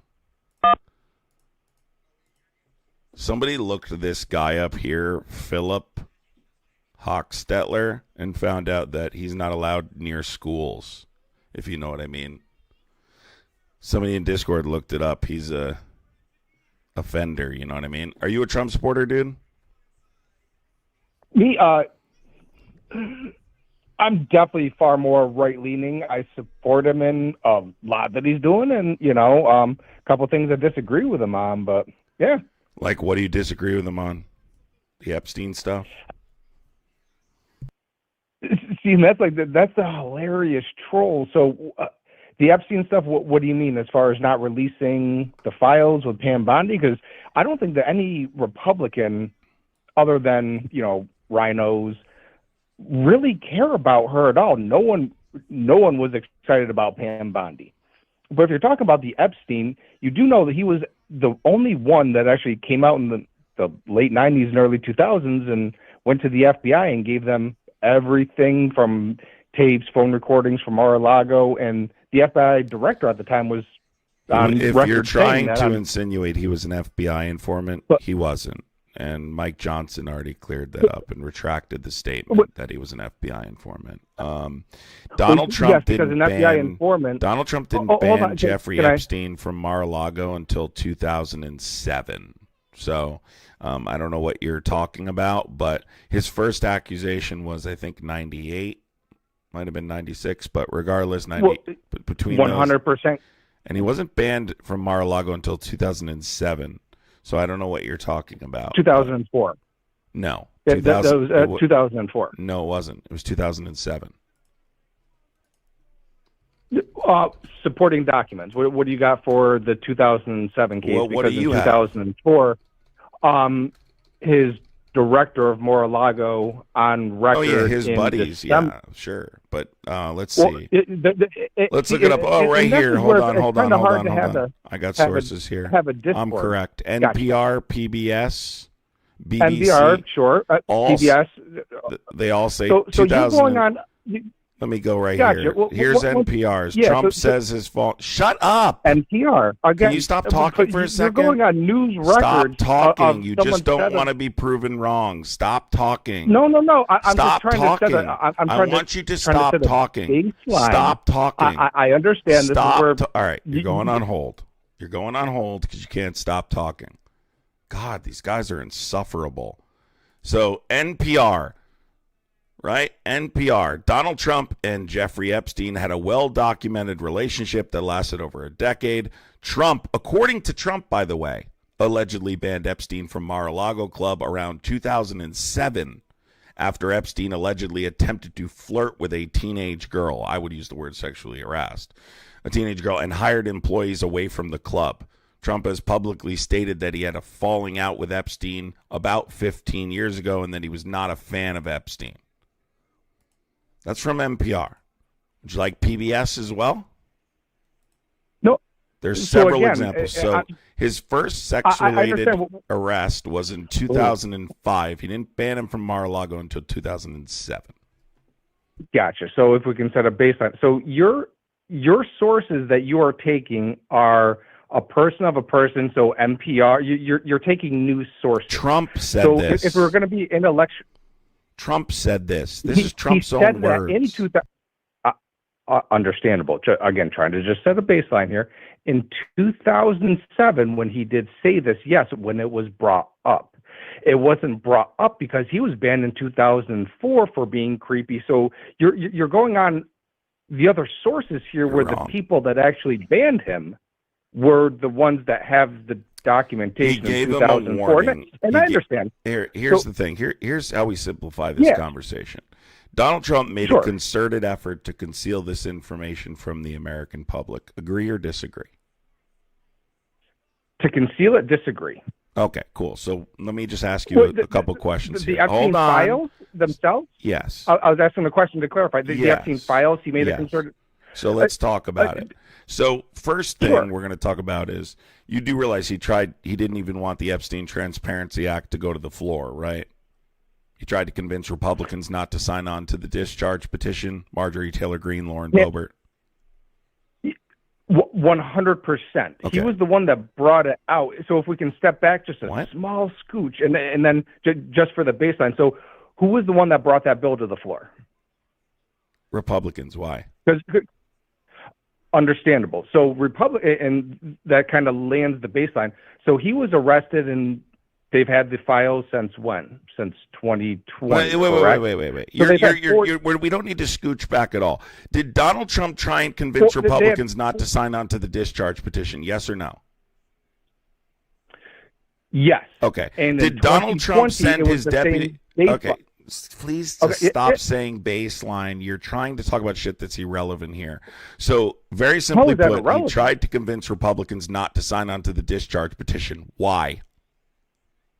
As it sat, because they only had partials of it. That's not Read true. the entire manuscript. I listened to the C-SPAN. That is not true. What you're saying is not true. Did you listen partials to the Senate of what? hearing? Partials of what? Did you? Partials of the filing. No. Did you listen to the Senate hearing? The Epstein That's why the baseline is Transparency very Act is important. for all the files to be released. And it was not. That's why he wanted all of them released. The only thing that isn't being released is related to victims' privacy. Have you read the bill? In its entirety, no, because I read the... Yeah, because you don't know what... I can tell you haven't because you don't know what you're talking about. The bill is very carefully crafted. I do know what I'm talking about. I didn't read the don't know what you're talking about. They've had 14 different runs. Stop talking for a second. You've been talking the entire time. I haven't. I just don't need your long, drawn-out answers. I'm trying to get to a point, but you keep going, let's scooch back a bit and create a baseline. I'm not interested in your shit. You want a pinhole and you don't want to look at the entire... No, you don't know what you're talking about. You haven't even read the bill. So you have zero clue what you're talking about. The bill is because I haven't read all of the transcripts of the bills, they've had 18 different ones. The bill is carefully crafted towards protecting victims' privacy. Victims' privacy. Right? That's the only thing. Even the victims that came out and wanted their stuff out, though. No, that's not true. That's not true. What are you talking about? It's directed towards... So is everything you just say not true? What victims came out and wanted their abuse... and that kind of information public? What victim are you talking about?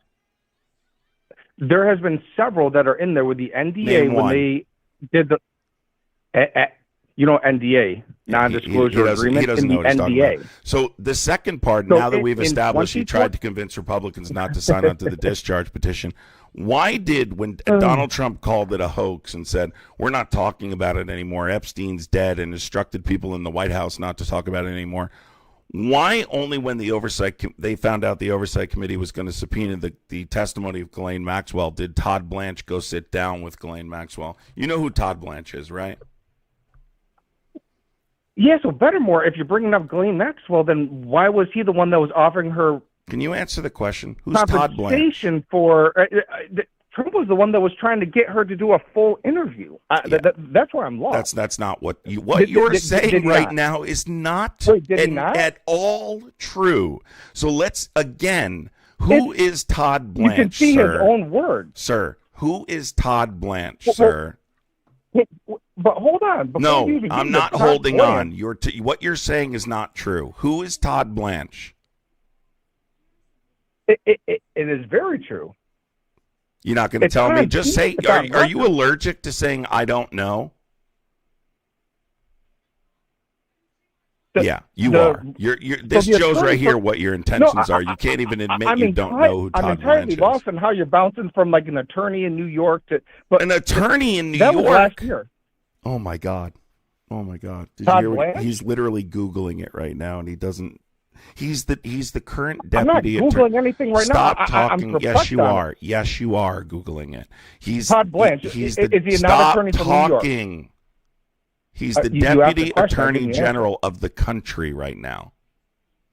No shit. Well, sorry. Oh, no, I it's know. no Is he not shit. an attorney from New York? Can you just stop talking? Can you stop talking? He's the deputy. Yes or no? Is he attorney from New York? Stop talking. Stop talking. You didn't know. We all know. Do you think we can't tell? Holy no, I'm shit. still trying to. So again, I'm going to try. You're not going back Stop to 2020 talking, when and he I'll was arrested. explain if you stop talking. So he's the Deputy Attorney General of the United States. Why is that relevant? Because he was Donald Trump's personal attorney. He represented him in his criminal cases. Okay? So that's a very relevant part of this discussion. KeyCat, thank you so much for the $5 super chat. Appreciate you, KeyCat. So his personal attorney, coincidentally, sits down with, and now working as the Deputy Attorney General under Pam Bondi, who's the Attorney General. Coincidentally, when the Oversight Committee is going to subpoena her testimony, sits down with Ghislaine Maxwell. And I made a video on this before they even met, as soon as I knew the meeting was going to happen, that it was going to be quid pro quo. She was rewarded after that meeting by being transferred to a minimum security prison in Camp Bryan, Texas. And the only relevant information we got was that Donald Trump she only witnessed Donald Trump in a public setting and never acting inappropriately. Can you tell me why the Deputy Attorney General, coincidentally his former personal attorney, would sit down with a violent sex offender, coincidentally the one person who could implicate him criminally, before her testimony in front of the Oversight Committee? Oh, I disagree with the setting of it. I'm going to definitely disagree with that's the only thing that we got out of there. And again, he's an attorney from New York. I don't get like the relevancy of any of that. If I'm being honest, I'm not sure what your implication is of it. I don't get what your implication is of that. Are you implying that implication somehow like? So first of all, it's obvious she's going to go testify in front of the Oversight Committee. You say we're done talking about Epstein. Why are we talking about him anymore? Okay, I never said that. Hold on. I didn't say you. I'm saying Trump said that. Oh my God, this guy is really dense. Holy shit. So, guy, you've got to listen more and learn. You don't know nearly as much as you think you do, and that's the reason that you're here today. So you should listen and accept the information I'm telling you. Why don't you think critically for a second? Well, it has to be verified. Why don't you think? We would both agree. No. Let's be clear. No, it doesn't have to be verified. Can I please just tell you? Please, just quiet. Yeah. with the oversight committee is going to subpoena her testimony. Think critically for a second. Why would it be important for the president to send his deputy attorney general to sit down with Ghislaine Maxwell prior to that testimony? Attorney-client privilege. What are you saying? Is that where you're implying? Attorney-client privilege? Is that where you're What do you implying? mean attorney-client privilege? Well, you said, why would that be? If that is Trump's attorney, correct? Yes or no? No, it's the deputy attorney general of the country now. So you think he's I operating understand he is still retained under Donald Trump, though, no, correct? So he still cannot work as the president's personal attorney as the active deputy attorney general of the country. But anything that was done under when he was his personal attorney would still be under client privilege, would it not? So relevant as of 24, yes, relevant to a case unrelated to what we're talking about. That's not relevant. He was not criminally investigated for anything about this case. With Jeffrey Epstein, correct. But anything that was implemented or implied before, would it still not fall under that purview? Or relative to his criminal case? You mean in the New York case? No. Yes. Why? But what's the relevance? Yeah.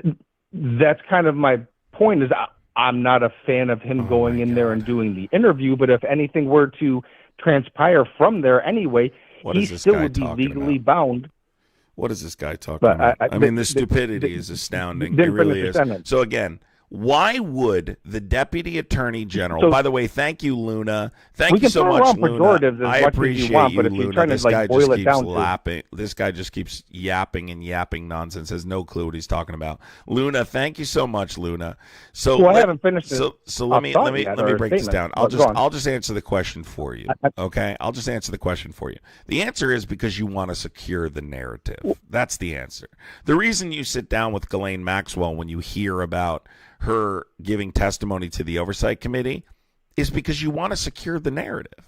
You're concerned about what she's going to say in front of the oversight committee. Innocent people don't do that. So they weren't, and that's why I'm confused though. So they weren't concerned for the past 4 years when they had no power, no one's in office, and no one was even trying to get the story out, and no one even brought up the Epstein. How would he nothing? It seemed like it was all very buried. How would he send someone as if he's not the president to go sit down with Ghislaine Maxwell? The appeal didn't end. The case didn't end. The appeal didn't end until Biden was president.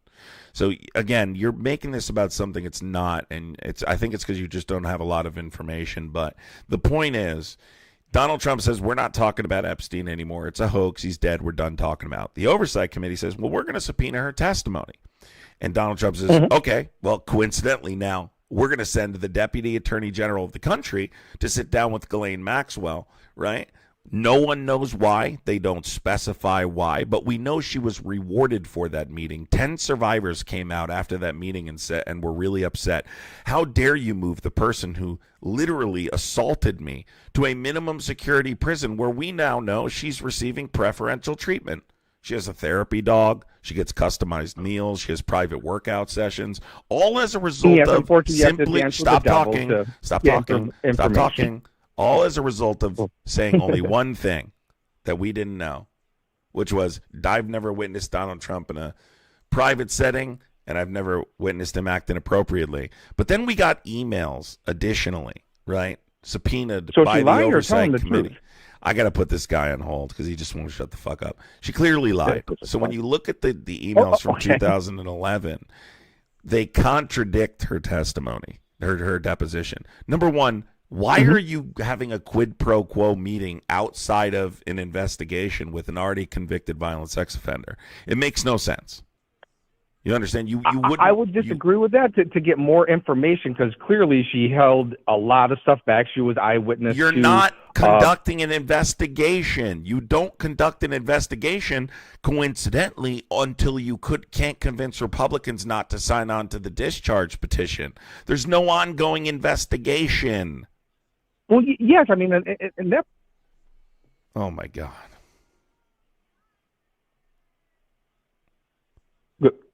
Go on. Yeah, go on. Look, you're getting. Because I got half a second. You're getting. Which direction? This isn't looking good for you, right? Your unwillingness to accept what I'm telling you. Well, the yes, if you FBI form your own additionally, narrative so and I've already proved my I've already proved quiet, I know. I've already proved my point on this part, right?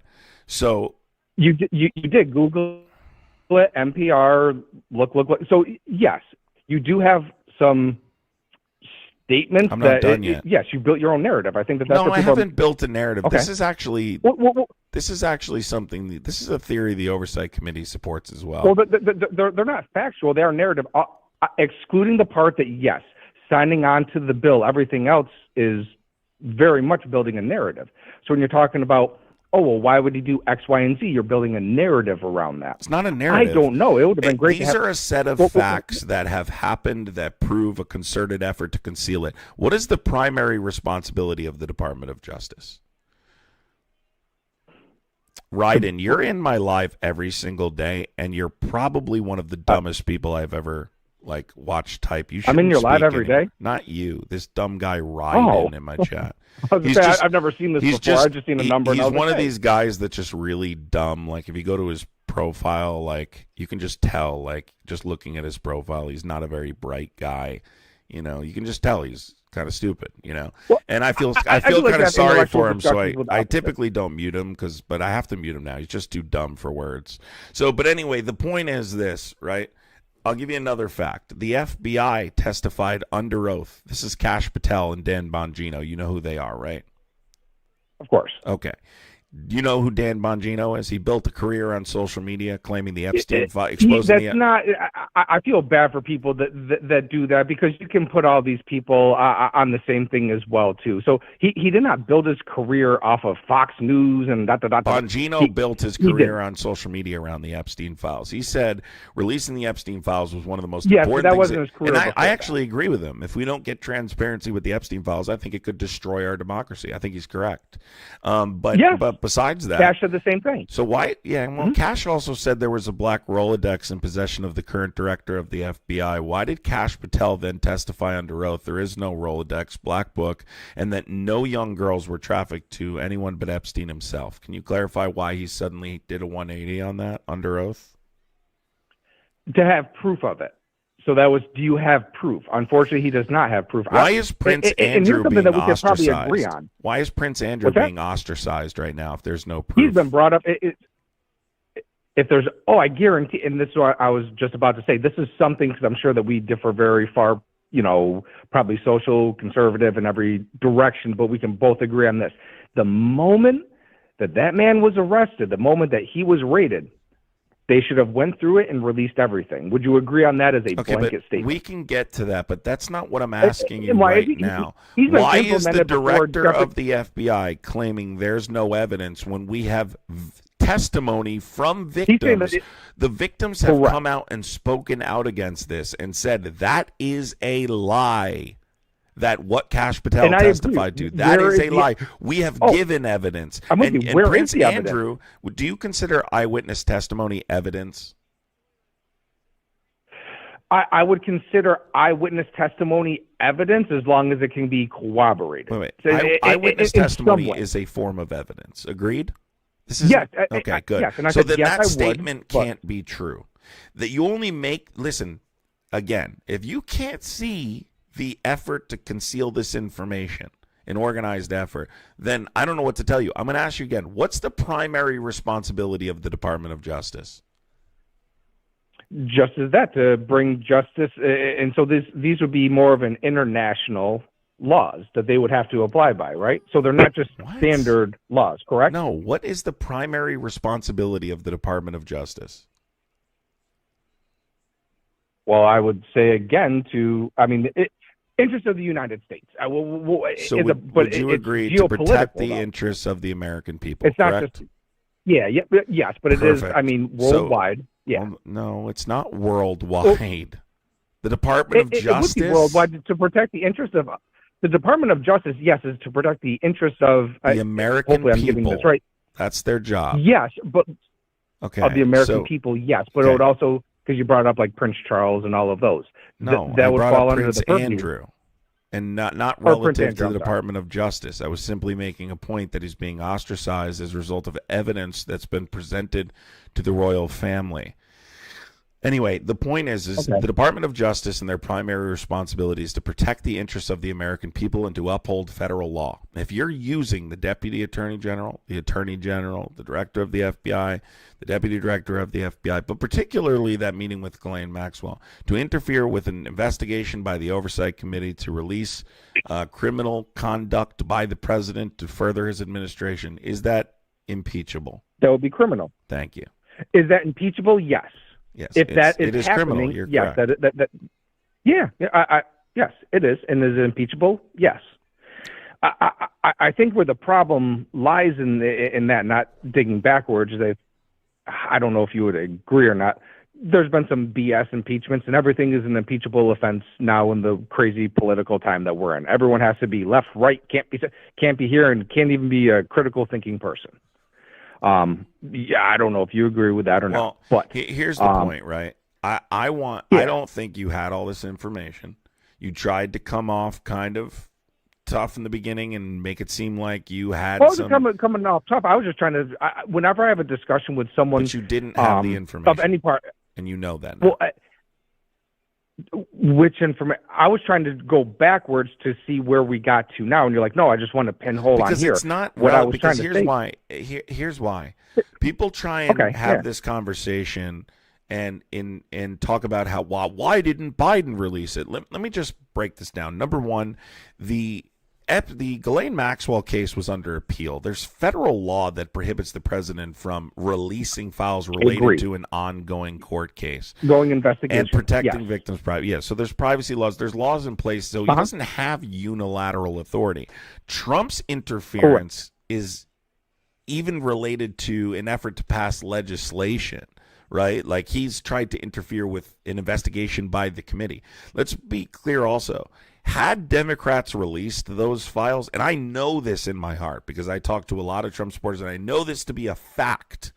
Had Joe Biden, who spent 50 years in elected politics and has never been accused of having a relationship with Jeffrey Epstein, dropped those files during the campaign when Republicans were perpetuating the idea that there was an organized effort to take the man's life, meaning Trump, you guys would have said they are fake. You would have discredited them. You would have said they're not. I think they would have lost their credibility had they been released. But I don't you like would the have you never guys part because believed I them. wouldn't have. Oh, no, bullshit. I would have.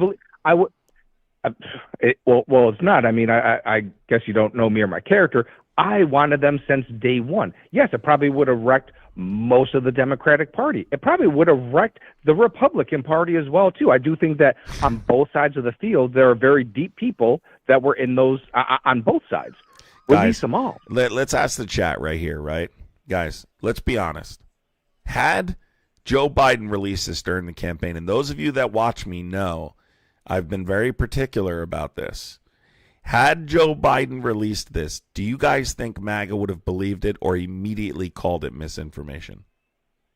Like, I you can't possibly convince me you would have believed it. And let me be clear, this is a really good super chat. Hold on, this is a good super chat. Hold on, this is a good super chat by Joseph. Joseph with the $5 super chat says, listing Dems on the list isn't a slam dunk. The left isn't defending them like the right defends Trump. Release the list, bring justice victims. But listen, why is that important what Joseph just said? And Joseph, thank you for the $5 super chat. He's 100%. Joseph is 100% correct.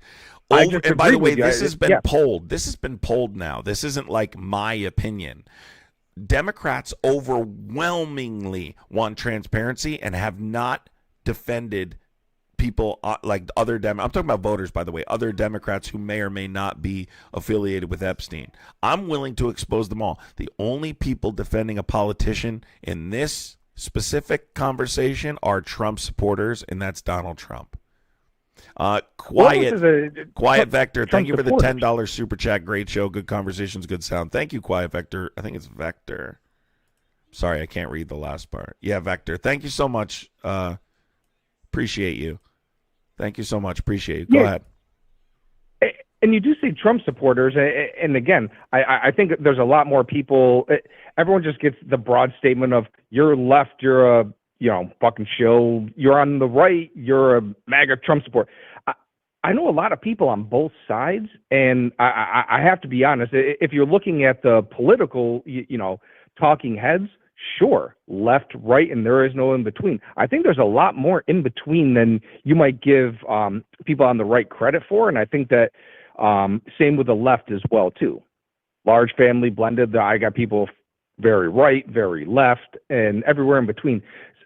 I haven't met one person that I know of, and of course I don't do this for a living. I own a construction company. So, but talking to a lot of different people about this, I haven't heard one person other than you say that right now. Everyone would have discredited. No.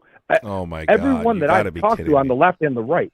No, I promise I'm not. Oh my, that they would have said it was disinformation? I don't know what's more crazy. You telling me that wouldn't be the case, or you trying to sell me this shit, right? Guy, let me tell you something. That is, so I'm not trying to tell you anything. I'm just trying to tell you. They're calling it a hoax right now. They're doing it right now. Of course, it's when. James, thank you so much hold on. James, thank you so much for the $5 super chat. Maga still refuses to believe the evidence that Putin interfered in the 2016 election. They'd never believe anything released by Dems. They wouldn't believe anything. Interfere in the 2016 election. Oh my God. For the Democrats, yes, they did. I mean, yes, they did. But that's besides the point. I don't want to get off topic. With a couple thousand bots, I mean, the point is, it wasn't a couple thousand. And the point is that so the Steele dossier is what you're talking about, right? A guy, I don't want to get into another topic right now. I know. Yeah. The point, this was painful enough. No offense. Gotcha. But the point is that he's calling it a hoax now. He calls everything a hoax. You think that you would have sat down and said, oh, something released by the Biden administration, it has damning information about Trump and we're going to believe it? They thought they were trying to kill the man.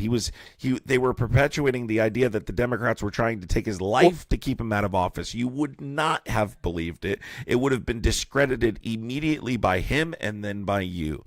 And you're not going to sell to anyone else that that's not the case. We know it is. We know. Well, I don't need to sell it to anyone. You're saying that they were trying to take his life. Well, yes, people actively tried to kill him several times that were on the left. So that was happening. No, they didn't. Past that part, no, they didn't. That guy, that first guy. Please don't tell me you were the fake shooting one in Butler. Well, that didn't happen? Well, no, I didn't say that didn't happen. I think it's mighty suspicious. But let's just say, like, first of all, that guy wasn't on the left. Wasn't that guy a registered Republican? Alicia, thank you for the $5 super chat, Alicia. He was a registered Republican, I'm pretty sure. The child was not a registered Republican. What was his name? Huh? What's that guy's name? The one where they keep showing the picture of him when he was like 14 years old. I don't know what the guy's name was. I can't remember. I thought he was a registered Republican. No. But regardless, he also looked up. You were saying when something goes, and this you'll probably agree with. Oh, this, here you go. Right here. I Just on PolitiFact. He was Thomas Matthew Crooks, the man who shot at Donald Trump during a rally in July 2024, was a registered Republican. He was 20 years old at the time of the incident. He was registered to vote as a Republican, though investigators have not identified a clear motive or political agenda for the attack. Well, and so right there, critical thinking, a clear motive or anything for the attack. So you're saying that he's a Republican and he's MAGA, but he wants to kill him. No, I think he had also researched Joe Biden and his location. Mm-hmm. I just think he just wanted to unalive high-profile political figures. I don't think it was particular to Trump. I think Trump, saw that there was an opportunity to propagandize and use this as, a way to get elected. And it definitely had an effect on the election for sure. Keycat, thank you so much. They would have said fake news and then it was used to alter the election. 100%. 1,000% they would have. There's no doubt about it. Look, I don't think, and there might have been some of them there. Look, I don't think that was a hoax. I don't know. I just think it was very much exaggerated. Okay, have you ever seen the ear of Evander Holyfield? Like, let's just add this up really quick, right? And I don't want to get into conspiracies. It's kind of a ridiculous conversation, but common sense. It doesn't pass the eye test. That was a badass bite, though. I will give him that. That was a hell of a bite. But yes, I did see his ear. I'm old enough to watch the fight. Yes. But his ear's still missing. Why is Donald Trump's completely healed? I don't understand. Well, I mean, if we're going back on that one, graphing as well too. So you would never tell that I actually had my pinky on my right hand completely removed and hanging on by a couple little pieces on the side. You look at it right now, it looks pretty good. So that part I don't know as far as why does it not look as bad as Holyfield's ear getting bit off. Maybe some cauterizing going through it. Those 5.56 rounds are pretty hot when they're leaving the barrel. That one I don't know. I would say that I would assume that in the 20 years we've done a lot better with skin grafting and medical advancements than. But it was like a week after it was removed. I don't know. The situation's just weird to me. I don't know that, honestly, like. But that man behind him definitely got a bullet in him, though. I mean, so that's where I'm like, he got hit. But you know, I would have to see that. How do we know that when Trump went to drop down, it didn't fly by him and he didn't nick his ear with his nail, or it didn't hit a belt buckle or a holster? The thing is, too, like, why was the Secret Service? Why was the Secret Service trying to force him to stand up so quickly? Right, like the guy literally just got shot at. I agree with that. That was weird. I agree with the chick with the gun that doesn't know how to holster her own damn gun and walking around. That's 5'4". He's 6'3". You don't even block her. I will give you that. None of that made any sense from a security or a tactical standpoint. Zero. That was odd. And then just stand there and allow him to sit there and chant. In my opinion, that was pretty. Left or right, that was a pretty badass move. Yeah, did not make any sense. None of it made any. I agree with you on that. The one last point I just wanted to, because you said won't convince, and we would have called it fake news. I think most people, and why a lot of people are calling it fake now and everything. So if you allow something to finally tell a story, say you're married, boyfriend, girlfriend, whatever, you ask them a question, very important to your guys, and they just bypass it, and then 2 months later, 3-4 months later, they finally come out and like, okay, I'm ready to tell you the story. It seems very disingenuous, or it seems like you just took years and years to hide so much information, or, bury what you want to, pull out what you want to, fit your own narrative, and now you're starting to release it. I see why a lot of people be like, I don't believe any of it. I don't think a lot of people on the left or the right, whatever comes out now, are going to believe much of it at all. So if they release it right now, are you going to believe everything? Here's the comes problem. Out. Right you see now, my point, though? when it comes to the files right now, for me, I'm concerned for a couple of reasons. The lengths he went to conceal it is highly concerning. He went to the last moment. He had Lauren Boebert in the Situation Room trying to convince her not to sign on to that discharge petition. He got pissed at Marjorie Taylor Greene for signing on to that discharge petition. He was not happy, right? He did not want this to happen. Yeah. He truthed out. Anybody who believes this, that's a Republican, is an idiot, right? And I'm concerned about its level of transparency. But hold on. Now, my brain tells me there's nothing they can really do, because any redacted, again, the bill is very carefully crafted towards protecting the privacy of victims, not people who engaged in criminal conduct. And any redactions outside of victims' privacy are supposed to be limited in time. They're not supposed to be permanent redactions. So they did carefully craft this bill. The question is, can something unforeseen happen? Would they attempt to do something illegal to conceal? I don't know. I know Donald Trump's in the files. These are the facts that I know for sure, 100%. Oh, he said he was in the files. He admitted it. He was in the files. He's in the files. I know that for sure. Yep. They tried to keep that information from the public. Pam Bondi informed him in late April, early May. I know there was a concerted effort to conceal that information, and I know that their relationship went beyond what Ghislaine Maxwell testified.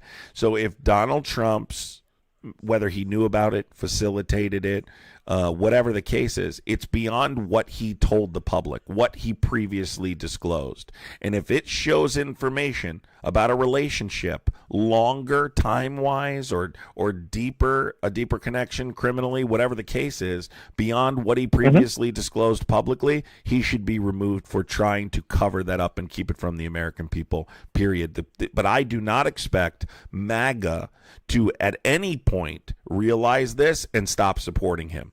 That's going to be a decision that's made after the midterms, and I think he could potentially be impeached for it. MAGA, though, I have little to no faith will ever wake up and condemn the behavior of the current president for any reason, even if it was directly engaging in the abuse. That's why they all say, well, if I see the files and he's like actually committing SA on children, then yeah, I'll stop supporting him, creating this unreasonable burden of proof that they know is not going to be met. Right? No, there's not going to be a video of Trump engaging in that activity. Now, there's 90-something thousand photographs that have not been released yet by the Oversight Committee that multiple people are saying are very graphic and troubling. So we wait to see what those are. But wouldn't it already be you would know this.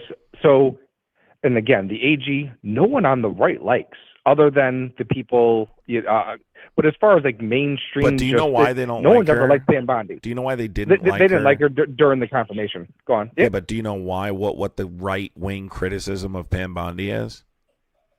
She's incompetent. No, they don't like her. She lies. She had a record prior to becoming Attorney General of pushing for common sense gun legislation. She's not been as pure two-way as many of these MAGA people want to be. It has to do with her stance on gun control, because she had a logical. Mitch McConnell, that's everyone, and she had a logical position everyone at one point. No longer, unfortunately. But that's not the point. Regardless, this is Trump's doing. This is all of the orders. But wouldn't that? And correct me if I'm wrong, but the president and the AG, that he can't tell her what to do. That right there is a criminal offense. Correct? He's not supposed to. He's not supposed to. I know you're saying so. He's telling the AG and stuff like that. So I mean, I believe that. If there's proof of that, okay. So here's the thing. Here's the thing you have to understand. So when we're just talking about the Department of Justice, the Department of Justice is under the executive branch. Okay, so it's still technically under the president's authority. Now, you're supposed to remain. You're supposed to not. You're supposed to. Yeah, there's supposed to be clear boundaries. But we've seen presidents test these boundaries. Well, we've seen Nixon. Nixon tested the boundaries as well, right? So there is some independence there's at least supposed to be in practice, but we see the president definitely influences what goes on there. Whether they micromanage, it depends on the president. I think that's the case. But that's why I referenced the deputy attorney general being Trump's former personal attorney. Because if I just said to you, well, this is someone working for the Department of Justice, maybe you'd be less inclined to believe he'd be working on behalf of the president in a criminal capacity. I'm specifically stating he was just criminally defending him months ago. He was defending him, keeping him out of prison. These are really serious criminal 100%. Cases.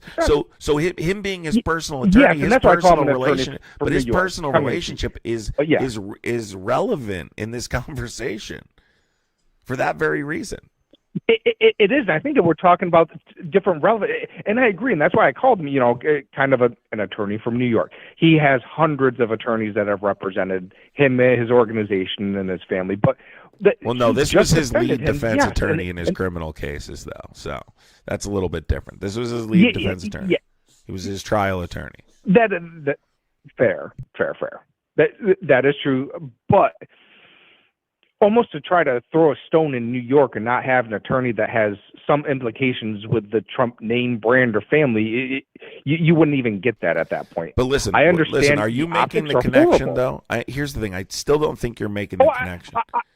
I see where you're connecting the lines. I do. I just can't get to that next. Listen, the Department of Justice working as a private defense or working as a defense attorney for the president would be a problem. And it's his former personal attorney, and he's clearly meeting with her to secure the narrative. The survivor spoke out. Why are you? She physically engaged in the abuse. She wasn't just facilitating. She physically engaged in the abuse, right? She is a sexual abuser, and she engaged in this conduct. And she was rewarded for simply saying, I never saw the president do anything wrong. Innocent people don't have quid pro quo meetings with already convicted sex offenders. It doesn't happen. It's very clear why that happened. It's very clear it was a deal. Hey, listen, you're not going to say something problematic. And then furthermore, we look at the emails from 2011 before he's even elected politics, and there's information in those emails that contradict what she's saying. So, of course, maybe Trump just didn't want her to come out and say, yes, Trump was aware that he was attempting to poach, in the words of Ghislaine Maxwell and Jeffrey Epstein, young girls from Mar-a-Lago. Maybe he didn't want her to say, or anything like that. He didn't want, whatever. It doesn't matter, though. Yeah. The criminal element remains. Mm-hmm. I understand 100% what you're saying there. Yes, and I'm not. If you did anything to kids, fucking fry them all, throw them in the wood chipper. You know, I'm happy with that. Well, we'll see what it is. Again, all I'm saying to you is don't have an unreasonably high burden that you must see one engaged in abuse in order to stop supporting them. You should consider the concerted effort to conceal the information if that information is beyond what he previously disclosed publicly. Thank you for calling in. Appreciate it. Take care. Yeah, man. Thank you very much. All right. I mean, I think it's crazy to me that people don't accept the facts here. Like, I think that guy started to see a little bit about what I'm saying, and hopefully there's a seed planted. But what I want people to understand is this is not a case of, is he engaging in, criminal conduct or sexual abuse in these files? That's a standard you may not be able to meet, right? Like, I don't know if that's going to be in there. But if the information in there is beyond what he told you before, that means he lied to you. And then when you look at the effort to conceal it, it means that he continued to lie and keep that information from you. Why would you trust him going forward? He would have to be removed. He's using the government, he's using the Department of Justice and the Deputy Attorney General as his own private defense attorney to conceal criminal conduct from the American public. That is corruption at the highest level, and you shouldn't support it, regardless of what political party. Regardless of what political party you support. We will find out. Yes, we will. Honestly, I'm going to tell you guys, I'm going to be completely honest with you. I don't have a tremendous amount of confidence as those are concerned, and I really think if it ends up being a dud, I think you're going to I think the American people are not going to be pleased. I think the American people are going to be pissed the fuck off. And I agree. Like, this is important stuff. And I do not care what politician gets exposed for it either. I want them out of government quick. Why is this not illegal? It is illegal.